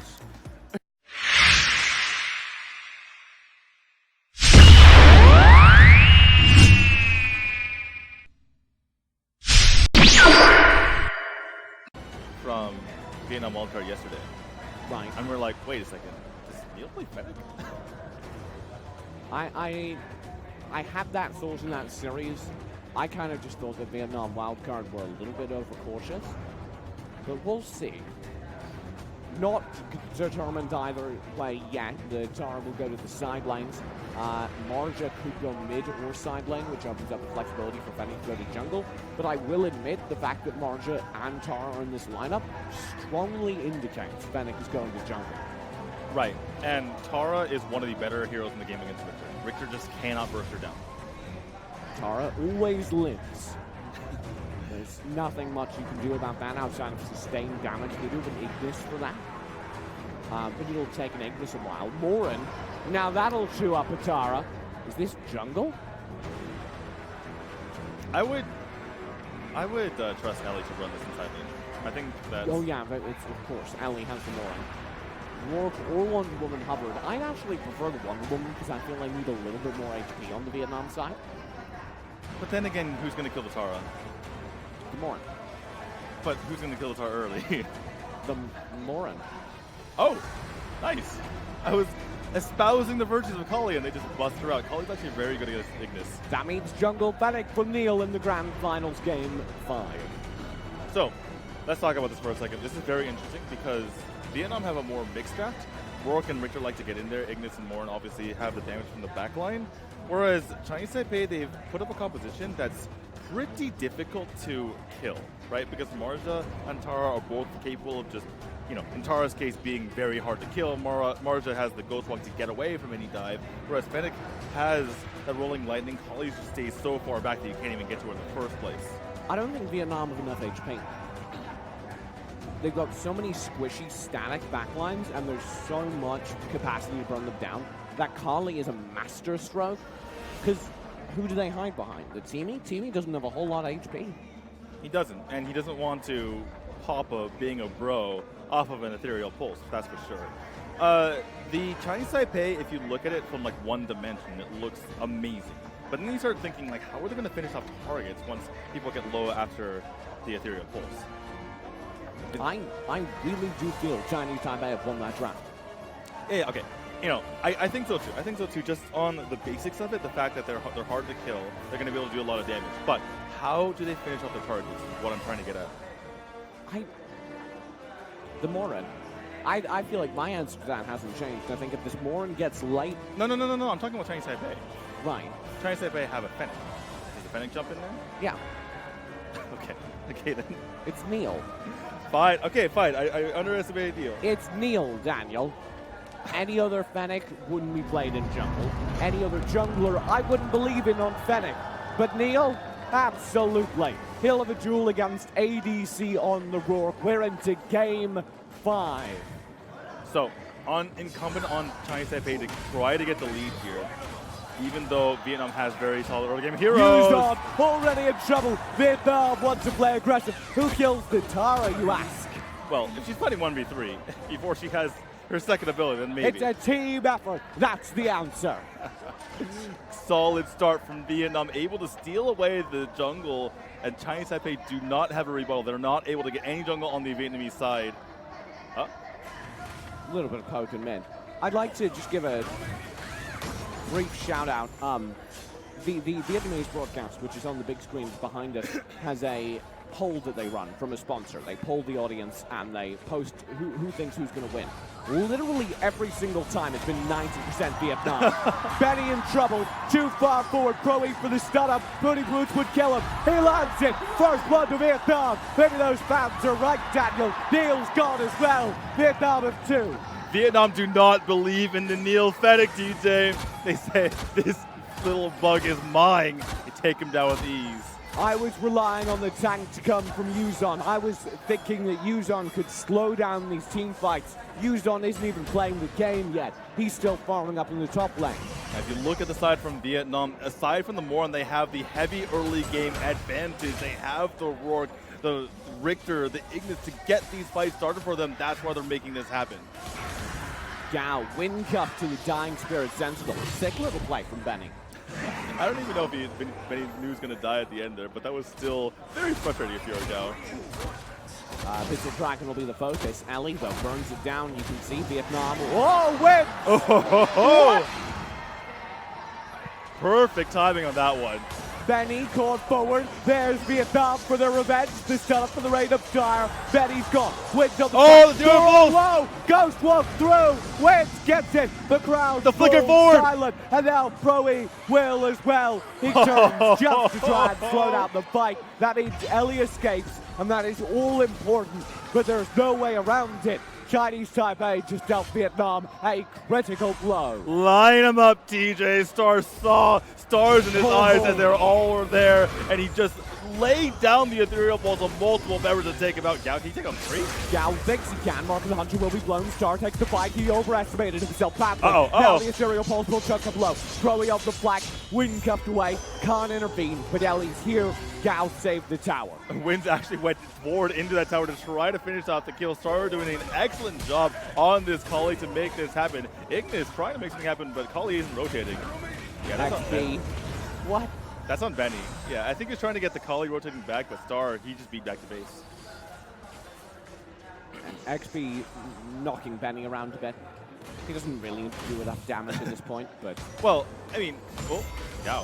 Okay, well, the Ignis does a ton of damage, or more damage than most heroes in the early game because of the fact that he can chain stun them. And I like the aggression from XP. If you're going to pick an Ignis, this is how you need to play them, especially because you know that the colleagues are going to start winning late game. Top lane, it'll be a Richter Gao playing 1v2. He's got a tough fight to win, but his retaliate keeps him up when Neil goes in for the first damage. Maybe not anymore. Will ignore that tower, but he can't do it for too long. So Yuzon was obviously behind early. Oh, E-Star Hurricane Wall, that saves the fight. Benny playing real well here in Grand Final. yeah, the patented 4-man Vietnam gank does not work this time because Benny is there for the save, using that beautifully to his favor. Wins in the bot lane, chunked by ADC, does have the Ghost Walk to burn, but if XP can stun it, it doesn't matter. There's the Ghost Walk, stun through, he's gone, wins, burn down. Top lane, Proe and Gao to hold. They don't let that tower fall and trade, and that means it's positive for Vietnam. Excellent defense from both sides here. Obviously, Wind does go down. He's just trying to stall as long as possible, though. That allows for his teammates to get down to that bottom lane and clean up the minion wave before it gets too dangerous. Do Vietnam have a lead here? I have to ask you, because it seems so narrow. This is so weird because it's very much like game number 3 that Vietnam won, right? Because their early game characters are providing that bridge for the late game character. That game, it was Darcy. This game, it's Morin. But I don't know if they have the late game horses to make this happen if it goes late. I don't know if Morin by himself can do it. How do you feel about Ignis these days on XP? XP's doing the best he can. Uh-oh. Ball lane is fine. Magnetic Storm chunks wins a bit. XP's doing as best he can, but his damage is going to start falling off late game. Even the Holy Embers is not really going to just kill anyone by itself. If it provides obviously massive AoE damage, then it's going to be nice for his team, but he can't do it by himself, much like, or unlike other mages who can just wipe someone out. The Valheim of mages? Not quite. I wouldn't go that far. Right. But he needs more damage. He does massive AoE damage. Abyssal Dragon taken by ADC. Nicely done by Vietnam. Chinese Taipei were in the area, but they didn't feel comfortable going in. As you said, they're building for late game, so an early gold lead means a lot, as is they're barely maintaining gold parity. Yeah, and Ellie, he's starting to build up reasonably well, has that Blitzblade, has the War Boot, so he's going to be putting on a lot of those auto attacks very, very quickly here. Not sure if it's going to work out for him. I haven't seen Neil in a while, so I look down at his build. He's building Leviathan. Now challenging Gao in the top lane. ADC will go in, doesn't land the stun. Neil is target. XP as well. Broe, they've got the kill of the enemy juggler. Chinese Taipei need to leave. Yuzon and Benny do get out. Again, we're starting to see some mistakes from Neil here. He went back and tried to kite him back with auto attacks, but that only allowed for ADC to get the shield from Determination back up there. It actually helped ADC the fact that he was kiting back. You can't 1v1 trade Rourke, no matter what jungler you're playing. Only if you're far enough away, and Neil certainly was not. Playing in melee range against a Rourke is a surefire way to give the Rourke a whole bunch of shield. By the way, you were asking before about the Leviathan. Every single time we've seen a Fennec has been in the side lane build very, very damagey. This time Neil goes for the jungle style build for more tankiness. I don't know if it's working though. It's Yuzon in trouble. He already burned his steel case. He has no regen. ADC for the burst. He's gone. That's Might buff, keeping him in place so he can finish him off. I don't think this is a good push here by Vietnam though. Yeah, Neil and Wins go forward. Maybe it is. Oh, good stuns. And the big damage from the Holy Embers. Tower will stay up easily though. Wait, I'm so confused. How do they have numbers on every single side of the map? Benny was very low, just had to leave for some reason. Wins in trouble. Holy Embers dodged by the Ghost Walk. Can XP with this fight. He needs the kill. Oh, the rate of fire. He's got a stun. He's down to Neil, but it's still a 1-1 trade. I can't believe XP is able to take a fair trade out of that. Unbelievable. The tower dive now. Neil in trouble. Gao doesn't full focus the tower. Backing away. Neil up. Throwing out of the bush. Hurricane Wolf for Benny. Rolling the tower dive. He doesn't go in. Vietnam plays smart, holds back. I can't believe they got away from that. I can't believe Vietnam didn't get a kill on that, but they do get the Abyssal Dragon for their efforts. Now we're starting to see this early game comp start to ramp up, TJ, and that is scary if you're a Chinese Taipei. Anytime a Rourke is left unchecked, anytime a Rourke starts to get ahead, you hold on to your hats. The thing is, where is the burst damage from Chinese Taipei to negate his determination shield? Because that's what they need to do in order to nullify this work. And I just see him going against this cop and getting all the damage in. Mid lane, I'm so worried about XB, but he just keeps running so fast and landing so many stuns. Hey, that guy, he runs a lot of marathons, okay? Yeah. He's pretty fast. He's running 1v3. XB, what are you doing? This is why I'm worried, though, because he's just like, sure, he's like real fast, but like, really? It's XB. I guess he's fine. We say that for a lot of these players. He is building in the Frosty's Revenge, which people don't sometimes realize. It does give you 7% extra movement speed. Actually, they've nerfed it. It's 5%, my bad. But it does give him extra movement speed. So this is almost support Ignis then. Just for slows, for stuns, he's doing the Valheim build on Ignis. Not quite. It's a real. Frosty's Revenge is a very good item on Ignis because it allows for him to get. Benny in trouble. Oh, we win cuff. Chain lands through. Hurricane Wall blown. That'll keep three of them. Imperial Pulse. Oh, the Resurrect forced to blow. Oh, it keeps Ellie alive. Somehow all of Vietnam escape. There won't be a chase. Are they going to go over this tower, though? They have many members low. ADC still here, though. That's great. Double stun from the Putty Boots wave. Player can come through. Gao's got it. No tower take will occur. And Neil doesn't want to commit to that. You can see the fear coming in from Chinese Taipei. They respect their opponent more than anything. I don't think they take the Dark Slayer, though. Crowley's already got vision. The call comes out. That'll be a full rotate through. Chinese Taipei don't risk it. Maybe it's just a diversion. They start working on the Dark Slayer. They start getting this mid tower instead, perhaps. Wins, by the way, builds into that broomstick. Ghost Walk. Oh!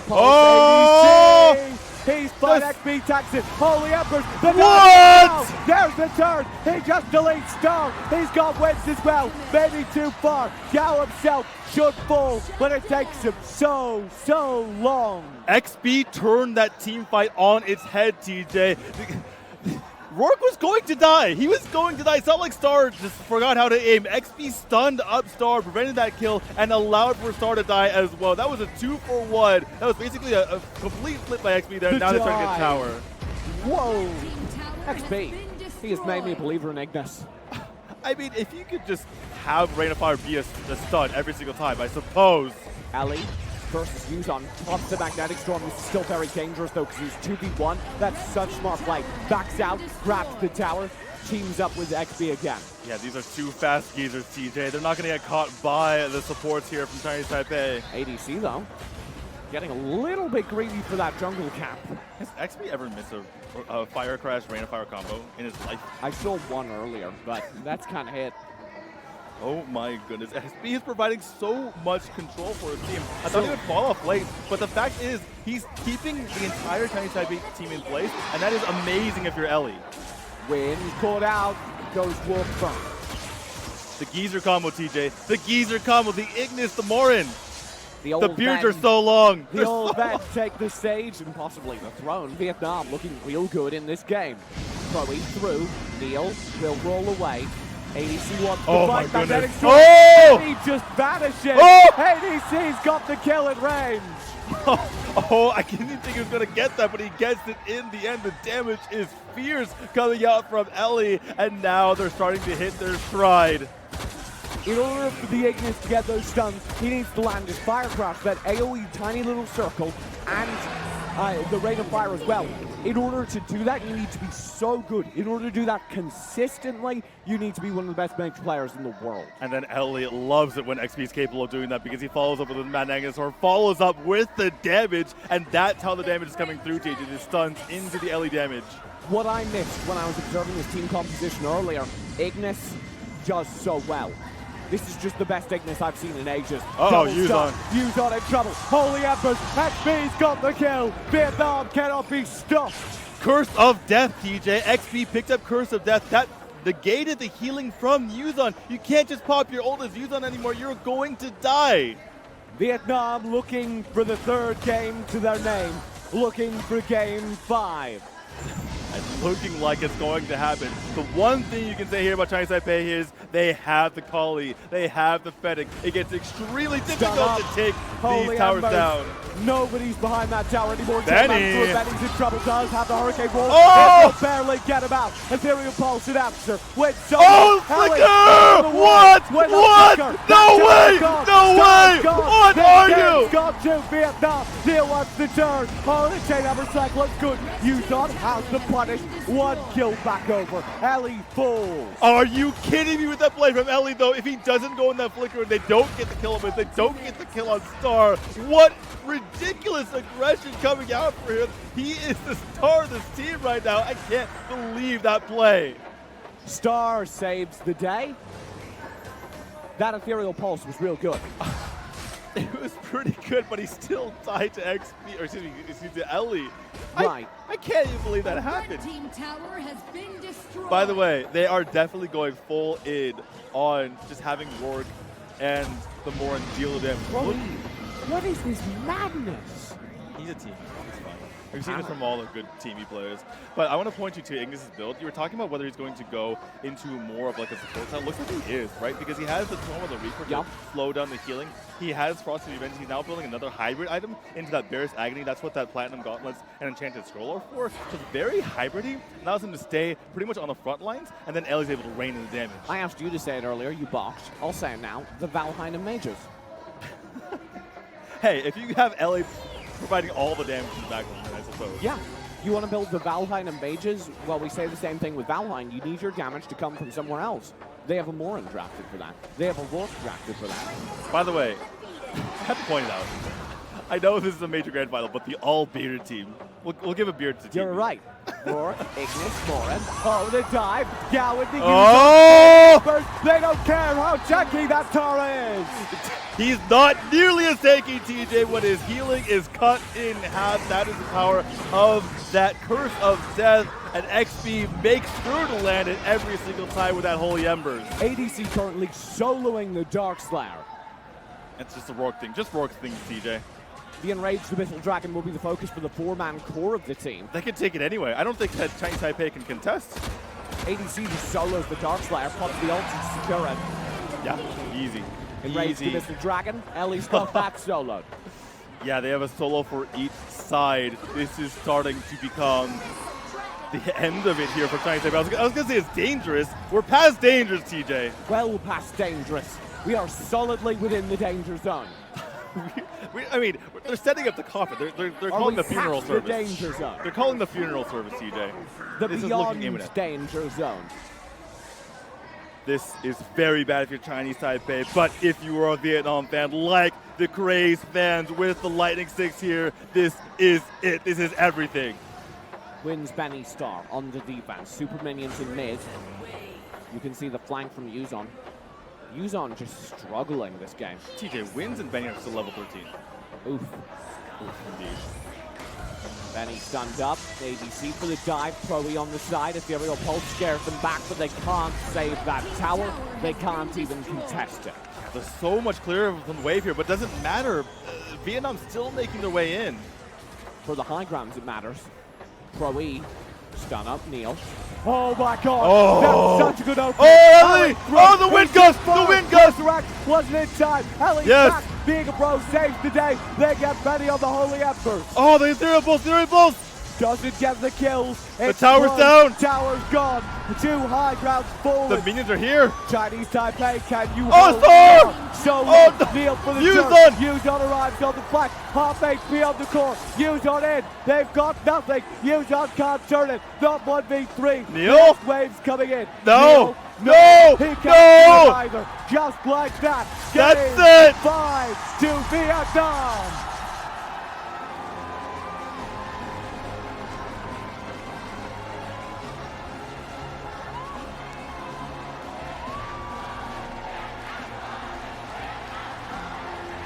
I said it was, CJ. I said it a million times. I can't believe my eyes. I cannot believe that this Vietnam squad is doing this to the reigning international champions, the team that they lost to 4-0 in the grand finals just half a year ago. Chinese Taipei look just dumbstruck. This is not a team that loses games. I'll say that again. Chinese Taipei didn't lose a single game until that last series, until the semifinals. Just the 1-2 punch. The wild card knocks them up. Wild card team sets it up for the main team. Vietnam now the lead in the series again. The best kind of lead. The match point lead. You're right, they win this game, they have the entire championship. They are the World Cup champions. The first time for Vietnam, the first time close for Vietnam, after they got wiped. This same roster got wiped by the same Chinese Taipei team at the AIC. Well, everything aside, TJ, the implication aside, let's just get technical for a second. This lineup favors the Vietnam squad so much. You basically have one hero like Richter who's just good the entire game, right? You have a couple of heroes who are more early game heroes, and then because they play as a team, it allows for their carry to be able to get in on that gold. Before it was Darcy, this time it's the Morin, and they're able to just scale into the late game so smoothly, and all of a sudden Edley is just bursting out damage at the end. XB just expanded my mind. With What his he wizardry did this skills. game on Ignis, I have never seen done before. If you play a hero perfectly, then you everyone don't looks get good. to dismiss him because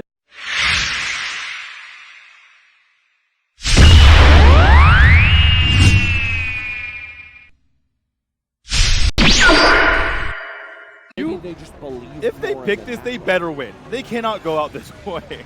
Maybe they just believe more in Niels Nacroft. They think the Nacroft has the damage. It's locked in. I think I just fainted. Alice is the answer. We've completed the draft. Game 6, Vietnam on Tournament World Cup points. What? And it's Malik Oramar has the last two picks for Chinese Taipei. What world am I living in right now?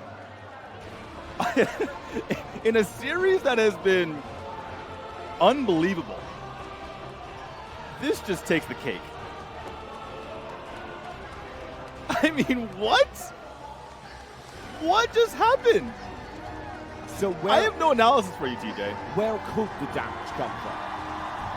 Nacroft just kills everyone, I guess? You've got to have Neil go off to win this game. That's a yes. Game 6, Vietnam on match point. One game away from being the best team in the world. One game away from being the World Cup champions. Hold on, TJ. I need to take a swig of my energy drink because I don't even know what the heck is going on right now. I need to think about this. The grand finals has broken Daniel, but it hasn't broken these players. Vietnam feeling the pressure, as you can see. But this is a good time to step up. These players have kept doing it. Every time we think one team's down a peg, the other team takes it up. All right. Got some smelling salts. I think I'm okay. I think I'm alive, TJ. Malik Ormar's last two picks lacking damage provided Neil doesn't go off. But what a vote of confidence from this Chinese Taipei team. They say we're playing for that trophy, and you know what it takes? Neil, 100% faith in their jungler. We called him the best jungler in the world. ADC has tried to rip that title away. Now he has a chance to do so. One more win, and Vietnam have done it, the World Cup champion. They made those picks so confidently that you have to think that there is a plan here. How is this going to play out? I can't even tell you, TJ. The crowd is excited. A bounce sign for Chinese Taipei. They're always excited, TJ. You're not wrong. Wins and Benny trying to steal away early. They're trying to shut down ADC's farm. You know what? I think I'm starting to figure it out. There's no sustained damage on Vietnam other than the Kilgraf. If you don't die, you don't lose. That's the best I can come up with. The Kilgraf has to be the majority of the team fight damage, is what you're saying? Yeah. Because the burst from Zill isn't effective against someone like a Malik or an Ormar. Right, and that's what Chinese Taipei is thinking with these picks. They're saying Ignis and Nacroft will not get caught, and the rest of the team will not die. That makes a lot of sense. But how do they kill them? Neil, like I said, pure vote of confidence. Is this going to be a 35-minute game, DJ? Yes. Oh my goodness, I can't believe it's come down to this. Who scales better, Nacroft or Zeph? Sorry, Zill? Yeah. Necroth does only because Zill, he starts hitting like an inflection point. You can't kill people at a certain point, especially against this lineup. If I'm Star... Pro E caught out. There's the judgment play. Oh! He barely survived. Star! Oh! There's Yuzon on the flank. ADC's got to play it carefully, but he'll get free. Every single kill here could be the end of the series or the start of Game 7. Spirit Sentinel the focus for Yuzon and Neil. Benny as well.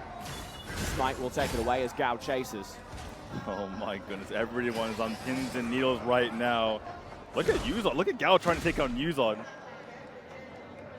By the way, I mentioned this earlier, but Yuzon Superman has been the stuff of legend in the past. I feel like a lot of this game rests on XP. You asked where did the damage come from? We didn't even count in XP because we don't really know what an Alistar can do. We haven't seen a late game powerful Alistar in a while. Right, if you land the full combo, right, if you land the Matrix of the World, the Magic Barrier, and the Magic Prison, he does do quite a bit of damage, but that is a big if. But if you're facing off against these very relatively slow heroes from Chinese Taipei, maybe he can pull it off. Also, XP just did that with Ignis. Can he do for Alistar what he did moments ago for Ignis? Hey, I believe. I certainly believe. Which means that is potentially very dangerous for Chinese Taipei. What a mid lane. The world final decided by Ignis v Alistar. I wouldn't have it any other way, TJ. I wouldn't either. By the way, for those of you who are not unfamiliar with Alistar, he has an ultimate that locks him down and makes him so even if the CC means they can't get away. And also he does true damage, TJ. Every 3 ticks, true damage. Ellie scared back Abyssal Dragon for Chinese Taipei. Should be able to pick it up. Neil goes in for the sake of it. I don't think Vietnam want to contest. They'll opt not to. A little bit of steal happening. ADC going into the jungle. So we're just going to cast it straight up because we have no, like, if they're ahead in goal, then they're ahead because I have no idea who has a late game. Yeah, so late game entirely depends on Neil for Chinese Taipei, who's the vast majority of their damage. Yeah. Vietnam, we're pinning it on XP because we don't know how well he can do in the late. Right, ADC obviously can do a lot of damage as well. Oh. Fine. Neil dashes through a front line. He'll survive. Yeah, and the thing is, Chinese Taipei does have damage in the same team fight as well if Win can get in on them and provide those true damage cleaves. Wins. Shock in. Not really much to gain from it, but he does deny that Sage Golem. Is that just nerves? I mean, yeah, he denies the Sage Golem. I don't think that's worth it to use an ult like that, though. Now Ellie wants the fight. He'll take the front line. 1v2. Gord Lord popped. It's not worth it. He'll back out. He's like, you can waste your ult too. Or you waste your ult, I can raise my ult too. Perfectly fine. I think you're spot on. I think it is just nerves. These players don't want to let anyone get away with anything. Yeah, they're wondering if they should go in these team fights or not. Neil, loses that trade. Gao steals away. The Seagull looks for more. Won't be able to get anything with the Nature's Realm. Yeah, Nature's Realm is almost never going to catch out a Necroth because he can dash away just like you saw there. By the way, XP has Hermes Select. I do agree with that choice. He gets to zoom in on a potential opponent and lock him down permanently. We're at the 5-minute mark with no kills. Hey, there's danger for a reason. Caught out. Here we go. Goal keeps alive, but for how long? Yuzon. From Yuzon. He'll retreat well past the tower. That keeps him up. 2 kills to Chinese Taipei. So beautifully done. They knew that XP wasn't in the vicinity. That means they can't lock him down onto the tower. That's where the scariness comes from. And once that was out of the equation, they went in deep. The stadium falls dead silent. They're like, wait, this works? A pit forming in the bottom of the stomach of everyone here. Hey, they have 2 chances to do this, even if Vietnam lose this one. But still, this one's not quite over yet. 1.3k gold isn't a death sentence. Far from it. Nealon wins, looking for a poke here. Ellie's got to fall back very far. By the way, look at Star. He has Phoenix Tier, which provides him extra mana and HP regen every time he goes up a level. And he also has 2 Pendants of Fate. He does not want to ever go back to base today. He wants to always provide that damage. Ellie powering through to try and get a steal. Oh, he got it! Ellie gets it! The punish! Now the punish comes through. 4 people die, but 3 people rather. They'll get the tower as well. That was not worth it. Not worth it in the end at all. Yes, the punish, but how much are you going to get punished on the back end? Pro E and XP need to play back behind the tower here, keep them from losing more. Good stun up. Oh, That's beautiful. going to be another tower picked up. Beautiful. Look at Wims just bullying this. Exactly. XB can't lock someone down under the tower if Wims is just in his face. Chinese Taipei get an inch, and they take a mile. 2 towers in the bottom lane. And then some. Maybe even a kilometer, but that's less. But we're international. Anyway, I don't know what's going on. By the way, while all was happening, the top lane was not taken by Vietnam. Gao pushing forward here. Just trying to gain control. I thought he was going to contest that Spirit Sentinel. He opted not to. This has to be something that Chinese Taipei have practiced, because they're playing it way too well. Something to draw out in a game 6. Something to draw out when your back is against the wall. Of a grand finals. Benny, Ring of the Fiends, sees how many players he 1v4. Anyway. 1v4. Star has the stun. Benny stays alive. Holy Embers. It's not enough damage. Vietnam have won. There's the chase on the Star. Oh! ADC. Oh, Broe and XB both trying to survive. Gao's in trouble as well. But he should be able to get out of here. No. Use on sale. Stun. No. Oh my god. Gao can't get out. He's just permanently stuck. Oh. 1 for 2. Positive trade for Chinese Taipei. You can't leave! You can't leave! Not with the rate of fire, not with the knock.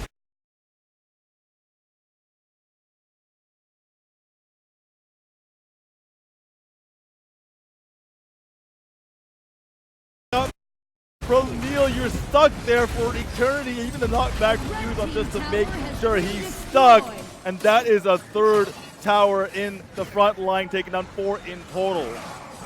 Darkslayer, the focus. That Darkslayer really chunks. Oh my goodness.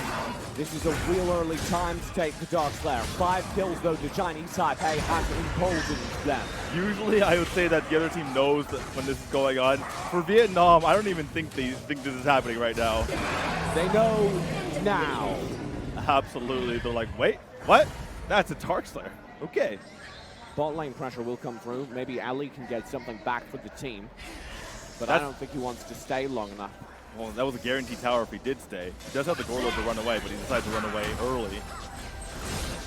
And Yuzon picks that up, so... Vietnam are forced to play defense. Right, but they're playing decent defense. We talked about the resilience of this Vietnam team, only down 2,000 gold at the moment. They're on the chase. No, just poking for the Abyssal. Poking with 4. That's quite the poke. This is what I call the Grand Finals energy. Oh, gets a reset. Oh, no. And the Dragon gets a cheer from the crowd. Ellie's, like, what? Hello? Ellie, don't do it again. 1v2, 1v3 here. Oh, I don't like this at all. He spends the Gore Lord. Will get away. Well done by Chinese Taipei to scare him off, trying to chunk him a little before he jumps in. And Chinese Taipei want this entire map for themselves. Chloe and XB playing defense here. Penny stunned up, locked down, but they release him to the Magic Prison knowing there's not much point. Star, very similar build that we saw from XB last game. He goes for the Curse of Death to provide, to deny the healing from both Gao and Ellie here. Wave in mid. Here goes the dive for the tower, shocking as well as the Holy Embers. All of right back in. Ellie will be low. XB's already gone. Ellie's got to get out of here. Vietnam hold the tower. They clear the way, but they lose a player for it. Vietnam did excellently to defend their tower, but oh my goodness, Yuzon with the flank. XB being ping-ponged around like he doesn't even belong in the field. Neil very low. There's the Holy Embers. Betty's got the tower. Chinese Taipei are doing it, Daniel. TJ, how can XB Magic Prison someone if he can't stay in the same place for 1 moment? Ellie in to clear wave. Has he gone too far? Yuzon's lurking. Still have the Drake up. This is excellent Drake management right now. It's still going in the bottom lane. Gao forward, zoning him back. Minion wave is the focus for now. Chinese Taipei, slow and methodical as ever. ADC a little bit too far forward. Ellie as well. They're both caught out. Ellie's gone. ADC stays safe. Benny down in trade. Gao wants to fight. Nature's Realm will be blown. Where does the damage come from for either team? I don't think anyone can take a fight here, so that Drake's gone. Yeah, but there's so much knockup, there's so much CC, there's so much energy and just chaos coming from this Chinese Taipei team that for the first time, TJ, this Vietnam team isn't playing as a team. The Nature's Realm comes out from Gao, and there is no follow-up. How many times have we said about this Vietnam team? Very rarely. They're always as a team, and they did not have follow-up that time. One thing to watch is these hissy fits from Pro E comboing with ADC. Well, if you think about it, they have both Nature's Realm and Hissy Fit. That is maximum slows. So if they ever get in a prolonged team fight, that can be deadly. But also they have a lot of magic damage on that Vietnam side. As we get late game, if XP's scaling into it, if ADC's scaling into it, a Hissy Fit is going to be a death sentence because Ellie also does significant magic damage. Right, so we have magic damage from ADC, XP, and Pro E. Also Ellie, like you mentioned. I want to see, oh, there we go. Medallion Troy on 2. Medallion Troy wins and use. I want to see Medallion Troy on every single member, including Star. Dark Slayer shunting away. Ellie will get a tower in the bottom lane. Dark Slayer will fall Chinese Taipei get it. They're still in the lead, TJ. That Abyssal Dragon isn't great, so Chinese Taipei are still on the hunt. They're trying to cause Ellie once more. Too far forward, standing tall, jumps Ellie, who stops to take the fight, to strike lifesteal. Oh! Shock to chase. Oh, all of ADC? Vietnam scatter. ADC's a little bit too far forward, but he's got the mobility to stay safe. Nobody dies. Ellie gets away. Oh my goodness, ADC's mechanics just coming into play there. Gets the wins, just gets a couple of marks on 2 wins, and then wins just a second time away with that reset. Just beautiful play from both sides, but I can't even believe the Chinese Taipei are making this work with this comp, the one that I just couldn't believe was happening. Oh, Neil, hi. Shock wins, maybe a little bit too nervous, almost pays for that significant damage. Yeah. Benny will go to the front line, stun up XP, Neil to chase, XP lands. Oh, Magic Prison! On top of the Hissy Fit, they've got the damage, Neil has to leave, that turns the fight, wins to take the front line, lots of Benny? bleeds, lots of stuns, used on the flank, ADC gets the kill onto Benny, but they are all so low behind Oh the tower. no! Oh no! Neil, he gets Neil, Vietnam get 2, now they push forward, Gao at the front lines, Chinese Taipei have to flee. ADC is turning it on. What? What? Going. What? Present. Shock in from Win. Oh! On the flank. Can they turn it? Hissy Fit already. Star with the damage. Low. Gao needs to run Oh! away. Wins has the kill. He shuts down XP. Gao with a Redwood Rush is just trying to escape. The stump for Pro E might enable it. Oh my Lord, Daniel. It's dead even. I cannot believe that Vietnam was able to turn an ADC, you monster! He takes out the support and then he takes out Neil. How many people can say they've even done that in their lives? Oh my goodness, the play here from ADC is uncanny. Vietnam are back in this game. They have a gold lead again. How do they do this? Against Chinese Taipei of all teams. Bent, but not broken. When they did this against the other teams in their group, we said, okay, fine, they're just a better team. But against Chinese Taipei, they're staying ahead or they're staying even in gold and even coming ahead after one team fight. They're 4 and 8 in kills, TJ. They're down 2 Dark Slayers. Ali and onto Benny. He'll be able to rush over the wall. Pro E has built Curse of Death. TJ, that's big. Wave and mid. Vietnam, I think, want that tower. You can see the wave clearing power of Ignis, though. That wave doesn't get close. In the meantime, Chinese Taipei getting the missile. I just want to point out here, there's no healing this game. There is the Curse of Death from both Star and Pro E on either side. So if you want to survive through these fights, TJ, that's a no-go. Bad news for Ellie. Bad news for Neil. Yeah, Ellie, Neil, Gao, lots of healing coming out. Ellie top lane caught out 1v3 again. Who's caught out? Oh, Ellie, he's got so much damage. ADC on the flank, pokes Benny away. Can ADC pick up anything here? He'd be silly to go in 1v3. And I think he knows that. Yeah, the skirmish is all over the map too as well. Gao was going off against Yuzen over on the top side of the map. Ali and Pro E with ADC. Rotate towards the mid. They're staying as a group now. Neil's stalking them though. There is the Aegis on one of the members of Vietnam. That's why you see Star slowed there. So that mitigates some of the speed that he gets from landing his Fire Crash. That could be a way to catch up to and bring him down, especially with Pro E there. Pro E called out. Hissy Fit should get him away. That's not where you want to spend the Hissy Fit and the shock to chase. Wins that too far forward. Ellie on the flank will get stunned up. He wants to take the fight. He thinks he can out-trade, and so far he's not wrong. Wins is on the forefront. ADC dives past him. Oh, big Soul Eater. Soul Eater. There's so much shielding, but you can see ADC does very low. Oh! That's ADC on the dive. Oh, Holy Embers! It doesn't work out. XP being shut down by Yuzon. Ellie's back to try and take the front line. With a shock to chase. XP's Arctic Vietnam are losing everything. They need to play back. Well, Use on! too far. He will fall. They're holding him. Neil has a high ground. That's going to be all. Now the 3v3 need to make the 4v3 happen. They'll dive to try and stop the core dive. Benny using shot. That's not good. Ellie caught out. Bird blow. Will shut down Benny on the so good. Gao is the hole. 3v3 now. Gao stays alive. Nature's realm keeps Vietnam in the game. Broly's there as well. Vietnam do it. Vietnam hold strong. They survived that onslaught from Chinese Taipei. I thought that might be the game, but Gao is unkillable in this game, TJ. There's no one to take him out. Neil or Star can't do it by themselves. That means that there's no way to push through these towers. Benny gets crazy over aggressive there. Hey, he's got to be aggressive. They're going to take these team fights. He dove the core twice. Yeah, but so did Neil. They actually chunked it down with just a couple of shots. I think that's what they need to do. They can't kill Gao. The core is easily killing Gao, TJ. Ellie for the front line. Oh, the shock. Ellie's barely alive at the end of the Holy Embers. That will be the dive with the tornado from ADC, but he doesn't do enough damage to win.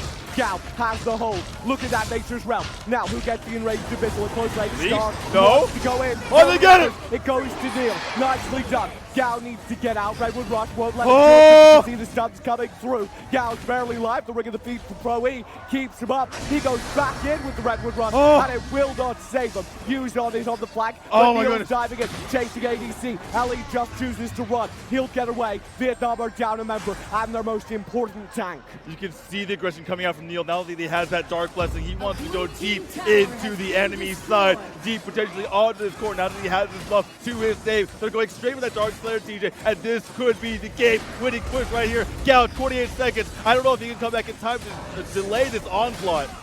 Dark Slayer is picked up.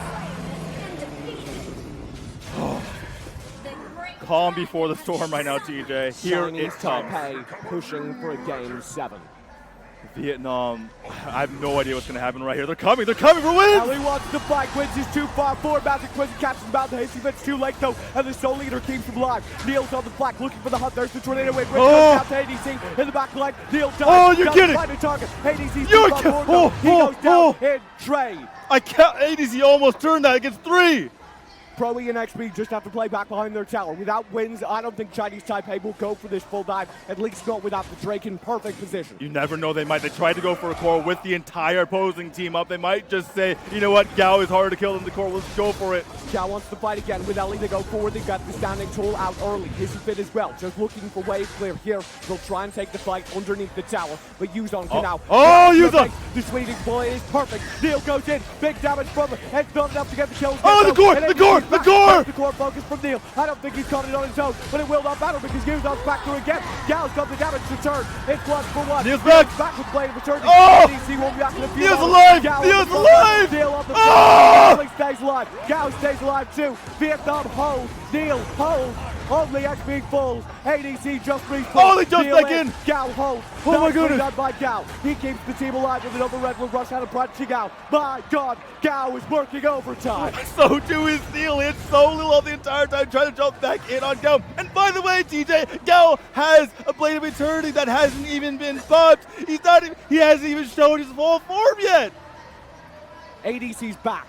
ADC was absolutely nuts in that team fight. He nearly took out 3 earlier. After he took out 1, he jumped in on Star and had so much damage, took everything just to keep him away.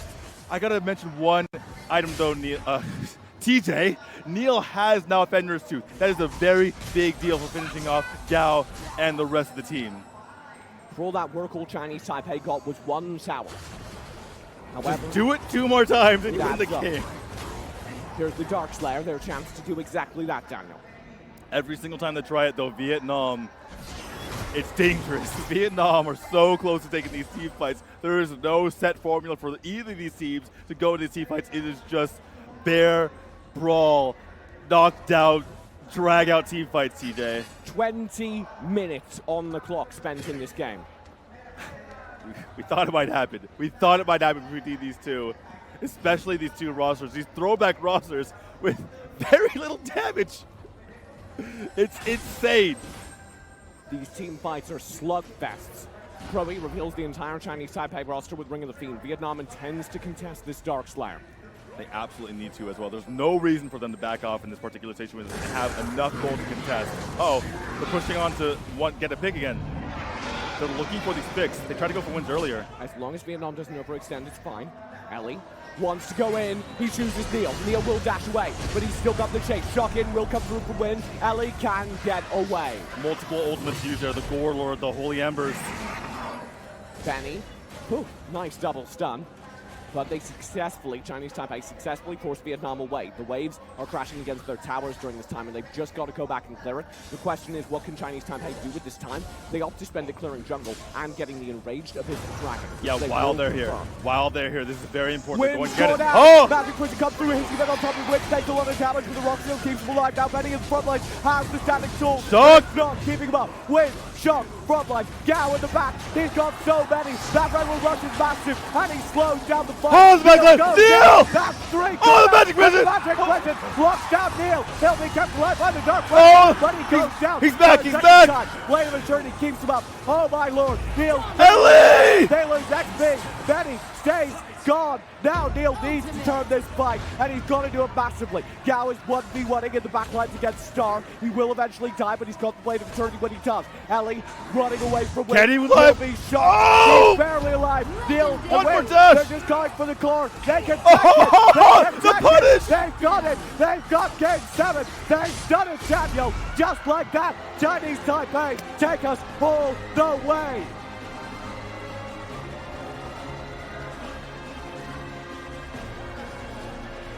You didn't think they could one-up the series so far, TJ. You didn't think they could one-up last game. They keep doing it. My hands are shaking. The stadium is shaking. What a series. We go all the way. It's Game 7, Daniel. Everything reset. Everything brought back to 0. One game remains. The winner of it is the best team in Arena of Valor. Hey, Chinese Taipei have had TJ. to work for this, though. TJ, I heard you like best of 7, so we made it a best of 5 and then a best of 3, and now we have a best of 1. Whew. Star did so much that game. He was working overtime. That's a damage build. Somewhat hybrid still, but no Frosties. Instead, Reyes Blessing. Well, like Steel Staff Null at the end. Yeah, lots of utility. You got the Barris, which is hybrid. You have the Reyes, which is hybrid. You have the Tome of the Reaper, which is good for your team. Shout out to 2 Rock Shields on Chinese Taipei. Benny and Wins, Yeah. which is frustrating to fight. Started 185,000 damage. Look at how much damage Gao took. 167,000. The thing is, you saw Chinese Taipei realize when Gao was doing that. He's like, they saw Gao jump in, and like we cannot use our abilities, our cooldowns, our damage on Gao. And you saw Neil just jump into the back line in that pivotal team fight.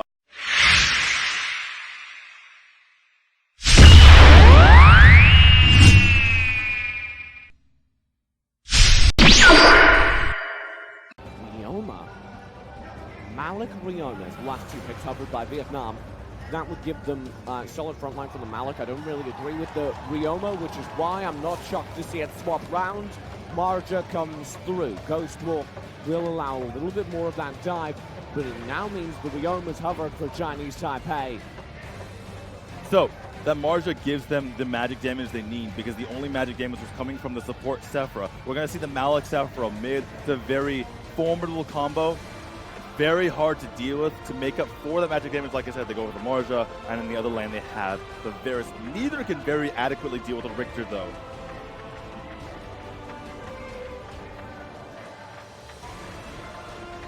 TJ, Game 7, we have 2 marksman junglers. What is happening? Are we back in 2018? This is not Global Big Ben. These are all the heroes available. Drafts are locked. The meta taken back in time. You can turn back the clock, and I would encourage you to, because it might mean you get to watch this series again. Either way, it comes down to this. The grand finals decided by 1 game. You've seen the draft, Daniel. Tell me who came out on top. I hate to say this, TJ. I hate to disappoint the home crowd. You think Chinese Taipei have the better draft?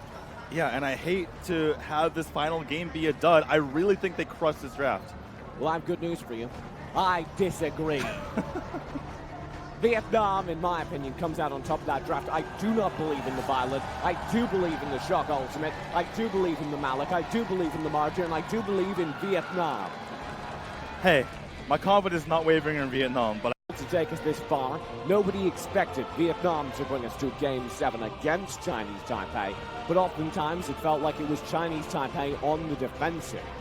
They've come a long way from getting 5-0 in the AIC finals, and now you can see Vietnam the benefit of that time. They were on the back foot this entire time, but this is the first time that they can come out with the championship. They are on match point as well. This is the first time anyone has taken Chinese Taipei to a match point. This is the first time anyone's generated a lead against Chinese Taipei at this AWC. Right, so does that mean there's nerves here for Chinese Taipei? They've never done this before. Usually it's an easily slide to the victory. It's an easy 4-0. Will the nerves come out? They won the World Championship before. The AIC was easy for them, though. They came from the lower bracket like a wrecking ball. Here, Vietnam have given them a heck of a fight.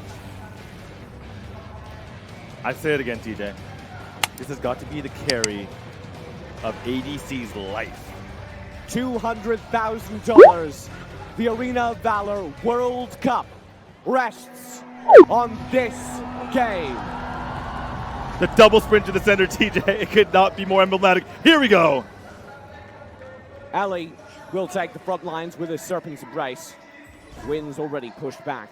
We were talking a little bit about the team comps. One thing we both agreed on, this very much depends on the two junglers, Neil and ADC. It absolutely does, and ADC is going to have the faster clear time in the early game. That's going to be a lot of pressure put on the Chinese Taipei, but look for Chinese Taipei to be able to hold strong until Neil starts to get going. XP already playing very far forward inside the enemy's jungle here. Not many as well. Wins going 1v2. Still a lot of early invade pressure from both teams. But I suspect, much like the last game, with this much on stake, you're not going to see a proper fight until a couple minutes in. Right. If you do go in, you can throw away all your hopes and dreams in that one instance. And both of these teams want this championship. The title of best team in the world is on the line. Title of potentially best team in the history of Arena of Valor may be on the line as well. If Chinese Taipei win this, they become the first team to win both international championships. Uh-oh. He's on in, stunned up, water wall. That's dangerous. Well, just a little footsie here. No one wants to really commit, and you definitely know why. Nobody wants to get in this early. Vietnam, I think, would actually be the first team to ever win an international tournament in their home country. We've never had a home ground favorite in the finals before. Right, I believe the AIC was in Korea, if I'm not mistaken. Yeah, SMG won that. Not to mention Vietnam's first international championship. There's the dive from Yuzon. Ellie has the defense. Nobody's quite willing to go for a full committal yet. They have vision on Neil, but he tactical fires over the wall. Good roll. XP is kind of sad that he's on the Malik. I can feel it in his bones. He just wants to get in there. He definitely wants it. But they need the Malik's tank capacity for a game like this. They need someone to be able to take those hits. Absolutely. He drew the short straw. I want to see how quick on the trigger he is with those shocks, though, because you know how aggressive he can be. The shocks last game were somewhat underwhelming. Wins was okay with them. I think there were a couple of spots there where, Neil faked him out a little bit. I think it was okay. Uh-oh. Star mid lane. That's a flicker. Short. Flicker burns, like you said. XP! Oh! Nearly got away. That's the aggression coming out from XP. He wanted to go forward so bad, he'll go forward in the face of a raking shot. Yuzon steals away that spirit. He's focused down. Vietnam gets first blood. Oh my god, the stun take. He's even now the Benny. Benny gets the wall together. Time of Life will heal them all up, but there's the dive of the Hunter. Yuzon, you're kidding me. He slaughters them. Ellie's barely alive. Star wants the trade. Ellie with the bloody kiss. What the way?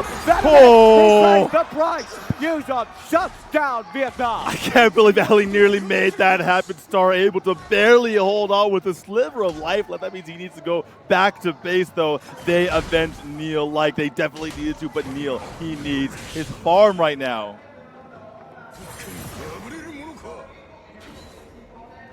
A positive trade for Chinese Taipei at the end of the day in the numbers. Yeah. The overall numbers, though. You were prioritizing Neil, though, over it.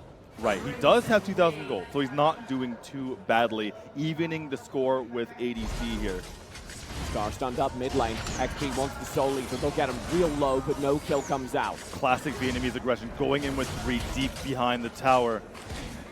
It might be Star's life next time. That's why they needed the Malik. You need someone to be able to take those front lines, take those hits from towers when you want to dive them. By the way, double nice plate here coming out from Varus and Malak. Yuzon just baited Ellie into recalling. Second he sees the recall, he goes, okay, I'll clear waves. He's going to get a whole bunch of tower damage if there isn't a rotate. Luckily, because Vietnam are ahead of the schedule, they send XP up to that top lane. He'll take over the responsibilities. That means, though, Vietnam can't take a team fight for the next few moments. And Chinese Taipei know it. Pro-E in the mid lane will be in trouble. Tides of life. It might not be enough to get him out. Now the rotates and come through. ADC's doing big damage. Witch is barely alive. There's the Ghost Wolf. They get the kill. Witch is gone. First blood in this fight. Gets picked up. Benny with the dive. Shock in. Benny should fall. Nicely done. 2 kills He's down. so low. Yuzon on the dive. Oh! Will get the trade, but he's shut down as well. Oh my lord, Chinese Taipei, you've got to stop fighting. But ADC disagrees. He'll go back in with Gao, and Star is barely able to survive. Barely survived with that flicker, had to get out of there in the end. And that took so much out of them. That means that Vietnam could potentially go over this Abyssal Dragon, but too scary. That fight lasted so long. The Winds is already back up and ready to fight. By the way, speaking of which, he was the first one so far for TJ, and that meant that the team fight started out poorly for Chinese Taipei. They have to be a little more careful if they're going to be engaging. But you can already see the power of ADC. That's what we want from the jungle. Yeah, and these extended team fights, he can provide so much damage. Redwood Rush gets him out. Yeah, perfectly fine here, but like I mentioned, ADC, this is why Lindis is so scary, because if he's able to stand in a team fight and just stay with the opposing side, he can provide that consistent damage, and that's what they need from him. The Dragon will be the focus, probably an XP in the area. ADC for the wave clear in mid instead. So opposing them, TJ, is the burst damage from Neil and Star. That means they want quick, short team fights. They don't want a long, contracted team fight with Malak and Yevnev going at it, because that means that the shots can come out continuously from the Lindis. Uh-oh, Shock. Shock in for the tower, Penny on the flank, though that's dangerous. Nature's Realm will come through, and that's big HP damage. XP actually turns the tables. Penny's the worst for wear at the end of the fight, but he does clear the way. Now in the top lane, Ellie does have that advantage. He's got to stay ahead of Yuzon, and he can't do it. Yuzon? There's the go back to Chinese Taipei. Yuzon barely survives. The tower will fall. Chinese Taipei ahead. Yuzon saw his last life flash before his eyes, and Chinese Taipei are starting to take a little bit of control of this game. They do not have the goalie because of the resilience of this Vietnam squad, but things are starting to heat up. Wins and Benny holding that bottom lane. Gao wants to be able to keep an eye on this Abyssal Dragon, but Benny and Wins will be there for the chase. Gao doing an excellent job keeping them away, making sure to use his ability at the exact right moment to slow them down. Pro-E with the Ring of the Fiend for the extra speed boost. We remarked earlier during the series that it's really hard to land a flicker water wall. Sprint water walls, Ring of the Fiend water walls, also like really that. hard. Star dodges it, he iframes it. Now they don't have a stun, and the turn comes through. Chinese Taipei will go in. But XP's in trouble. Him and Ellie need to hold the line. They'll stay up. Now Benny's the one to be turned upon as Vietnam arrives to the front lines. Gao's instantly chunked down. He can't take that fight. Shock was canceled in the midst of the team fight, TJ. He tried to throw it up, but then the Nature's Realm smashed him into the ground instead. Benny's doing an excellent job on the Yevnev. We've never seen Yevnev played as well as Benny is capable of playing him. And Vietnam have to remember that from the AIC finals. Yeah, absolutely. Or just take a look at what happened to their brethren in the semifinals. Yuzon called out. ADC reads the play. Retaliate will keep him up, but he's underneath the tower and very low. This tower itself could fall. Watch the rotate coming in from the mid lane.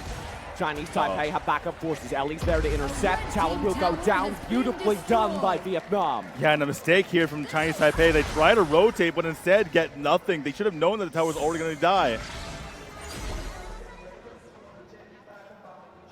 So, Yuzon, bit of a mistake there. He tried to go in on the one member, but didn't realize that there were two in the vicinity. That meant that the tower died in the end, and his team wasn't able to rotate towards him. They're playing a little bit reactive here. They need to be proactive. The Chinese Taipei team need to bring it to Vietnam if they want to finish out the series.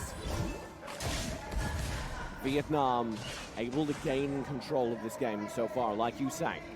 You said Neil would scale into the late game. He just built Clan Sancti. That'll help. Absolutely huge. Uh-oh, Gao. A little bit of trouble. Benny. Even trading. Water Walk for the stun. Benny has to back out. ADC will take this tower if he gets in range with it, with a minion in a second. TJ, Gao built Tome of the Reaper. That means that Benny might not be able to survive through these Nature's Realms like he has been so far. And XB's just been taking the Nature's Realm to the forehand. He's fine. He gets the true damage in afterward. Here's the Abyssal Dragon. Proe's got to play it back. XB in the front line. He will survive. Benny's low. Abyssal picked up by Chinese Taipei. Very low HP, but they get away with it. Pro E sprinting on after them. Oh, never mind. Okay, he backs off. That's very scary. For the first time, we actually see Chinese Taipei group as 5. Very unusual. Vietnam want to turn positive off of this because they think there are less forces here. Yeah! Right. Stars too far forward. Ellie won't get the kill, but they do get the tower. They accept that they lose that Abyssal Dragon because they know they'll drop still here. low, and now they can push forward. Okay, Vietnam was sticking around the area, but then once ADC goes back to the jungle, they have to move back. And Vietnam, true Vietnam fashion, TJ, this group up as 5 in the middle, know that they can get that tower because Chinese Taipei had to leave it. Fanny, perfectly timed. XB has the HP to survive. This is on pins and needles. This is absolutely on pins and needles. Towers 2-1. Kill so close. Gold so close. No one has any sort of advantage. I don't see this Dark Slayer going either way anytime soon. XB and the rest of Vietnam want to push in the mid lane. Their advantage is in the towers. They have all 3 tier 1s. Yeah, that's absolutely huge for them, rotating around the map, going forward. But Pro E, he's not as tanky as the rest of his team. XB needs to be the one in the front lines, not Pro E, even though Pro E is the support.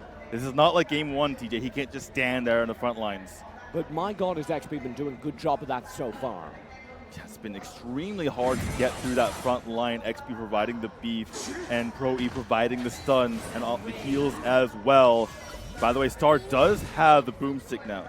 So even though it just tickled XP there, it will be a lot of damage to anyone else.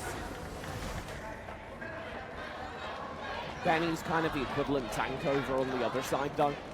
So even when you do see XP taking a ridiculous amount of hits, Benny can do the same twofold with the Nature's Realm.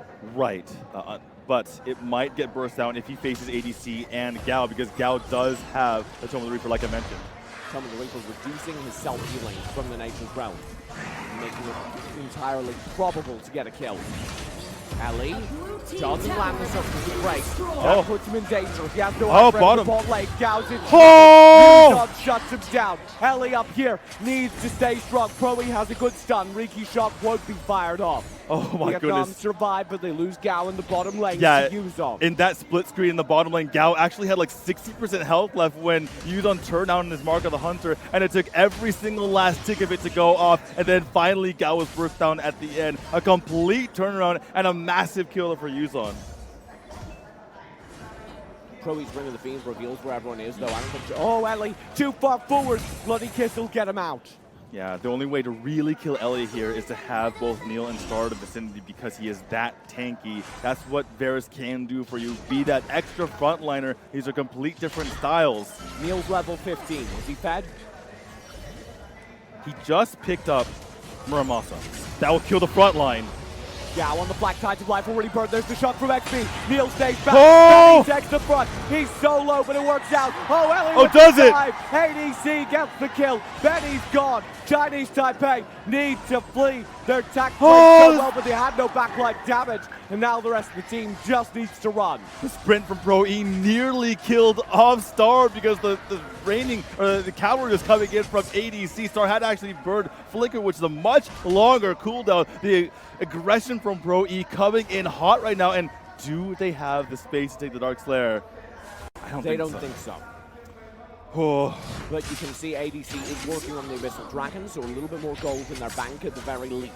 This game started with Chinese Taipei being the aggressors. It has completely flipped now, and Vietnam are the ones pushing forward. That said, no matter how aggressive either team is, no one's taking a massive gold lead. What went wrong in that team fight? It looked perfect. Did it though? Is ADC just outscaling everything? ADC just has more damage over time than anyone on the side of Chinese Taipei. That's why Chinese Taipei need to take quicker team fights, and that's why Yuzon just picked up Fenrir's Tooth. You could see Neil, he tactical fired ahead of XP's shock, stayed alive, then found he just wasn't doing enough damage to turn that fight. Yeah, he was just too far forward, and you can't really provide that consistent damage that they need to make sure that the team fights go on. The thing is, the side of Vietnam is so tanky, right? Between the Bears and Malik, they're able to stay in those front lines, and they don't even need the damage from them because all the damage is coming out from ADC. Meanwhile, Chinese Taipei, it has to be a team effort, and if one goes down, they might not have enough damage to take out the front line. Wins, caught out, shot through, he gets the life reset, but it's not enough. Wins! He's alive, Gal for the dive, can't find the kill, Star intercept goes, what will be burned, XP gets the kill. Now, they're down a player, but there's such low HP on Vietnam, XP himself will be shut down. Even Trey, Yuzon, where are you though? Yuzon going for the tower dive, Broey on the flank, needs to hold this strong, and he's got Yuzon, gets the kill with the Venom. The damage coming out from Neil, look at those crits coming out, ADC has more crits. He'll do the damage onto Benny, chunking him low. Ghost walk in from Gal. Nothing comes from it, but they have 2 kills. That's enough space to get the Dark Slayer should they want it. ADC has already built Blade of Eternity. Look at the wind surrounding him. He has built that extremely early. He knows that he is the major force for his team. He needs to stay alive at all costs. That's why he has gone very defensive here. And even with that Blade of Eternity picked up, that defensive item, he is still providing the damage for his team. Anything more than Neil can provide for his. Oh, this is Enraged Abyssal. This is Enraged Abyssal. I see people on their feet. The final game of the World Cup could not be closer, and Vietnam seemed to have a lead in front of the home crowd. Ellie for the dive. Enraged Abyssal still has HP, but they've successfully bullied Chinese Taipei off it.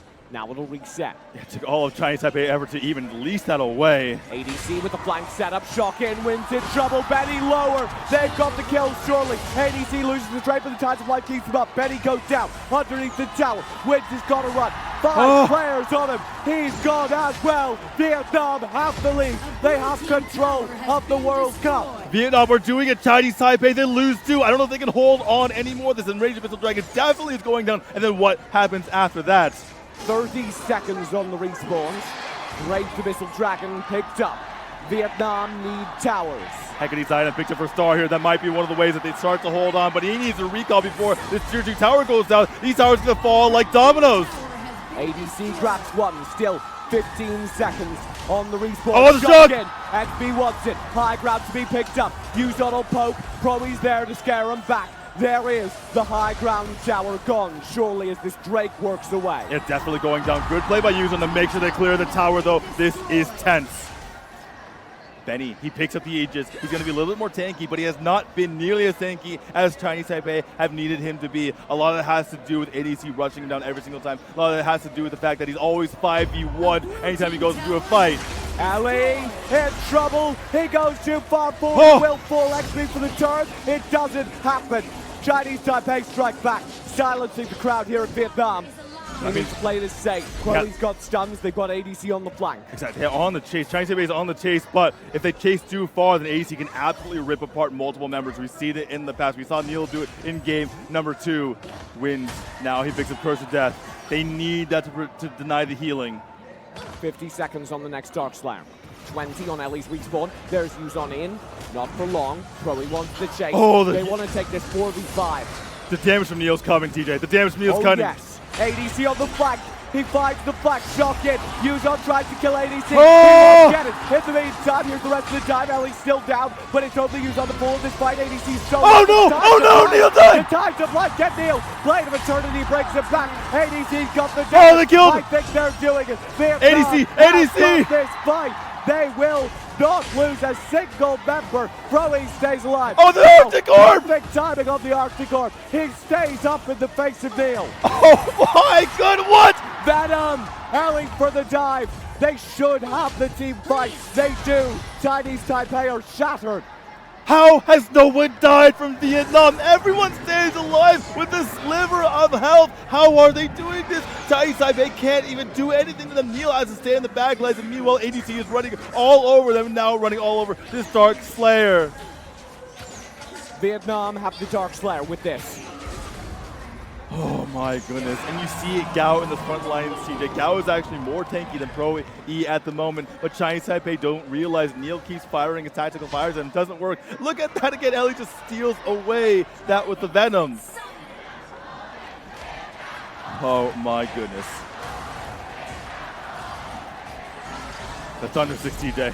Benny will be in trouble, double stun, that's big from Pro E. Neil, doesn't matter what kind of range he has, he's getting chunked down regardless. XP and the rest of the team on the flank.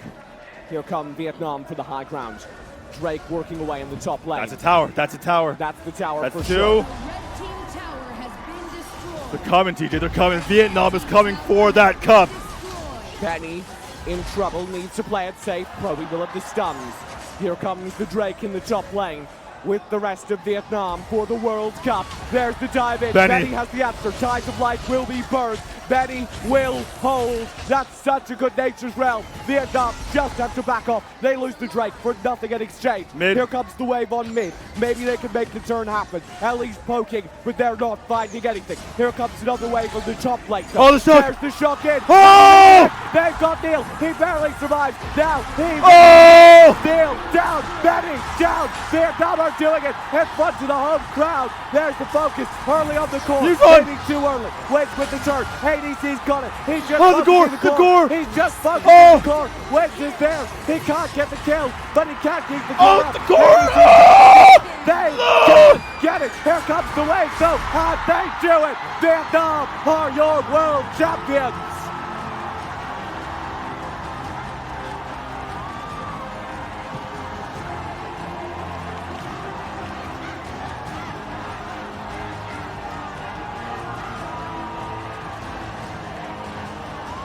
Never before in the history of the Arena of Valor World Championship has a home team won it. This is the first time they crushed the reigning international champion Chinese Taipei team. They do it in front of their home crowd, and this is their victory moment.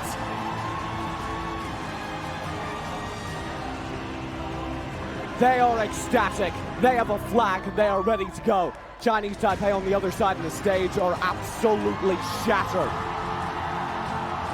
You cannot blame them. That was a gut-wrenching series.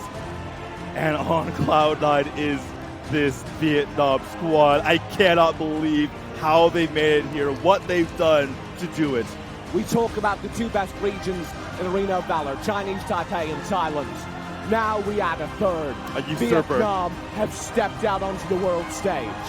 They've usurped the crown away. It is theirs. It is Vietnam's. They are the greatest region in Arena of Valor.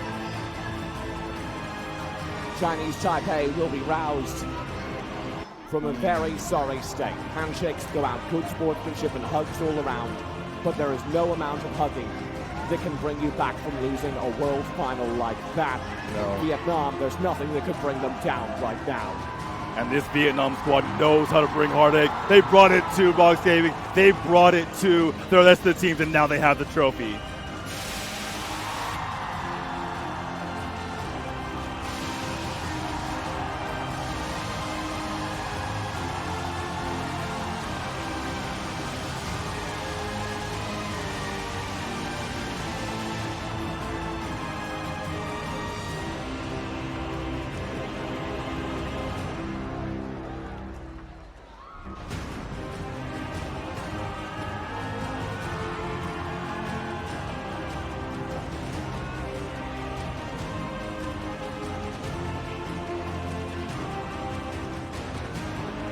Như vậy chúng ta đã tìm ra được nhà vô địch của AWC. Xin chúc mừng đội tuyển Việt Nam đã giành được cúp vàng và mở ra trang mới cho AWC 2019. Ladies and gentlemen, we are witnessing the crowning moment of the new champion of AWC 2019, Team Vietnam! Congratulations! Ngày hôm nay Việt Nam đã trở thành khu vực mạnh nhất thế giới. giới. Cúp vô địch ngày hôm nay đã thuộc về đội tuyển Việt Nam. And today, Vietnam become the strongest region of the world in AOV, and all the glory stay in Vietnam. Và ngay bây giờ hãy cùng phỏng vấn tuyển thủ gấu đến từ đội tuyển Việt Nam. Xin chào gấu.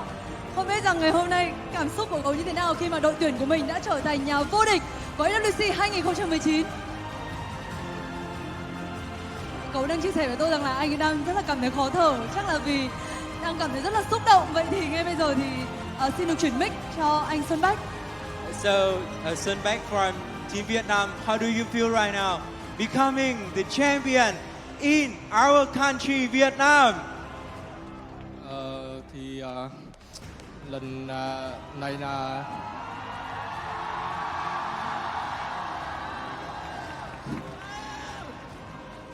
đây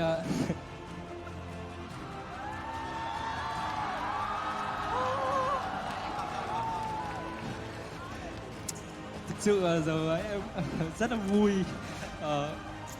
Đây là chung kết lần thứ 3 của em, nhưng mà lần này em mới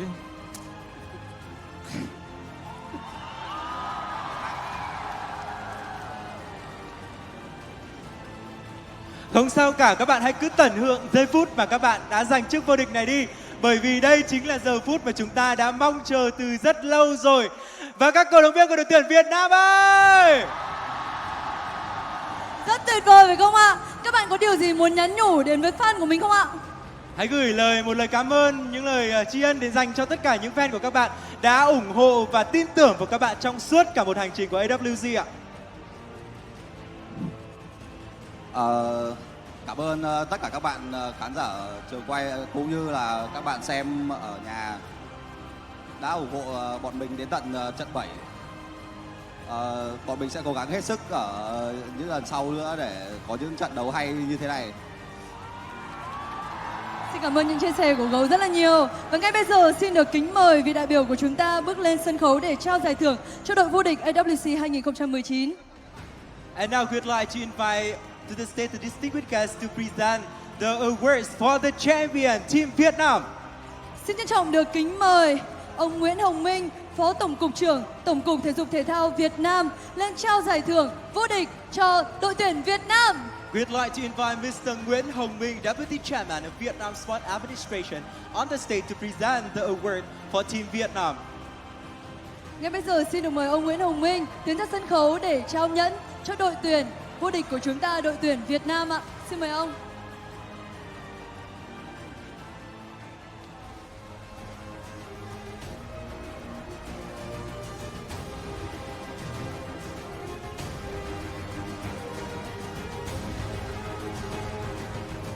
Đội tuyển Việt Nam đang nhận những chiếc nhẫn tượng trưng cho chức vô địch, ngôi vương mới của AWC năm 2019. Quả thật là một trận chung kết vô cùng tuyệt vời với những trận đấu thật nhiều cảm xúc và chúng ta đã đăng quang một cách xứng đáng. Và tiếp theo chúng tôi xin được mời ông Nguyễn Hồng Minh sẽ trao bảng giải thưởng trị giá 200.000 đô la Mỹ dành cho đội tuyển Việt Nam. And now is the prize board for Team Vietnam. The prize pool is 200,000 US dollar. Và ngay bây giờ chúng ta hãy cùng chụp với nhau một bức hình lưu niệm ạ.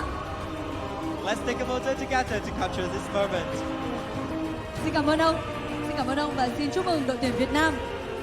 Và các bạn thân mến, tại AWC 2019, chúng ta còn có một giải thưởng dành cho cá nhân xuất sắc nhất, đó là giải Final MVP, tuyển thủ xuất sắc nhất của trận chung kết. And ladies and gentlemen, today not only the prize for the champion, we still have one special prize. It is the final most valued player, the FMVP. Và tuyển thủ nhận được giải FMVP không chỉ nhận được phần thưởng tiền mặt là 10.000 đô la Mỹ mà còn được thiết kế một bộ skin AOV độc quyền dành riêng cho tuyển thủ đó. Quả là một phần thưởng vô cùng danh giá phải không ạ?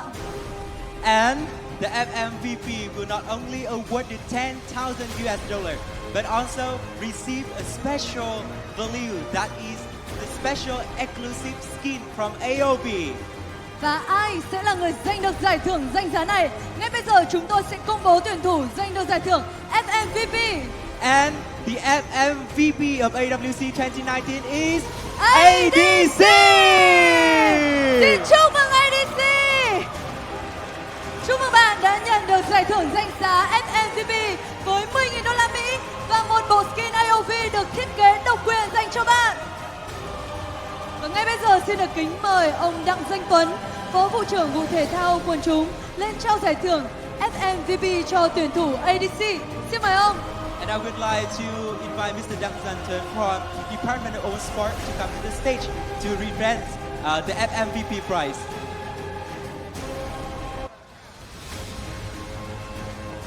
Đây quả là một khoảnh khắc vô cùng tuyệt vời ạ.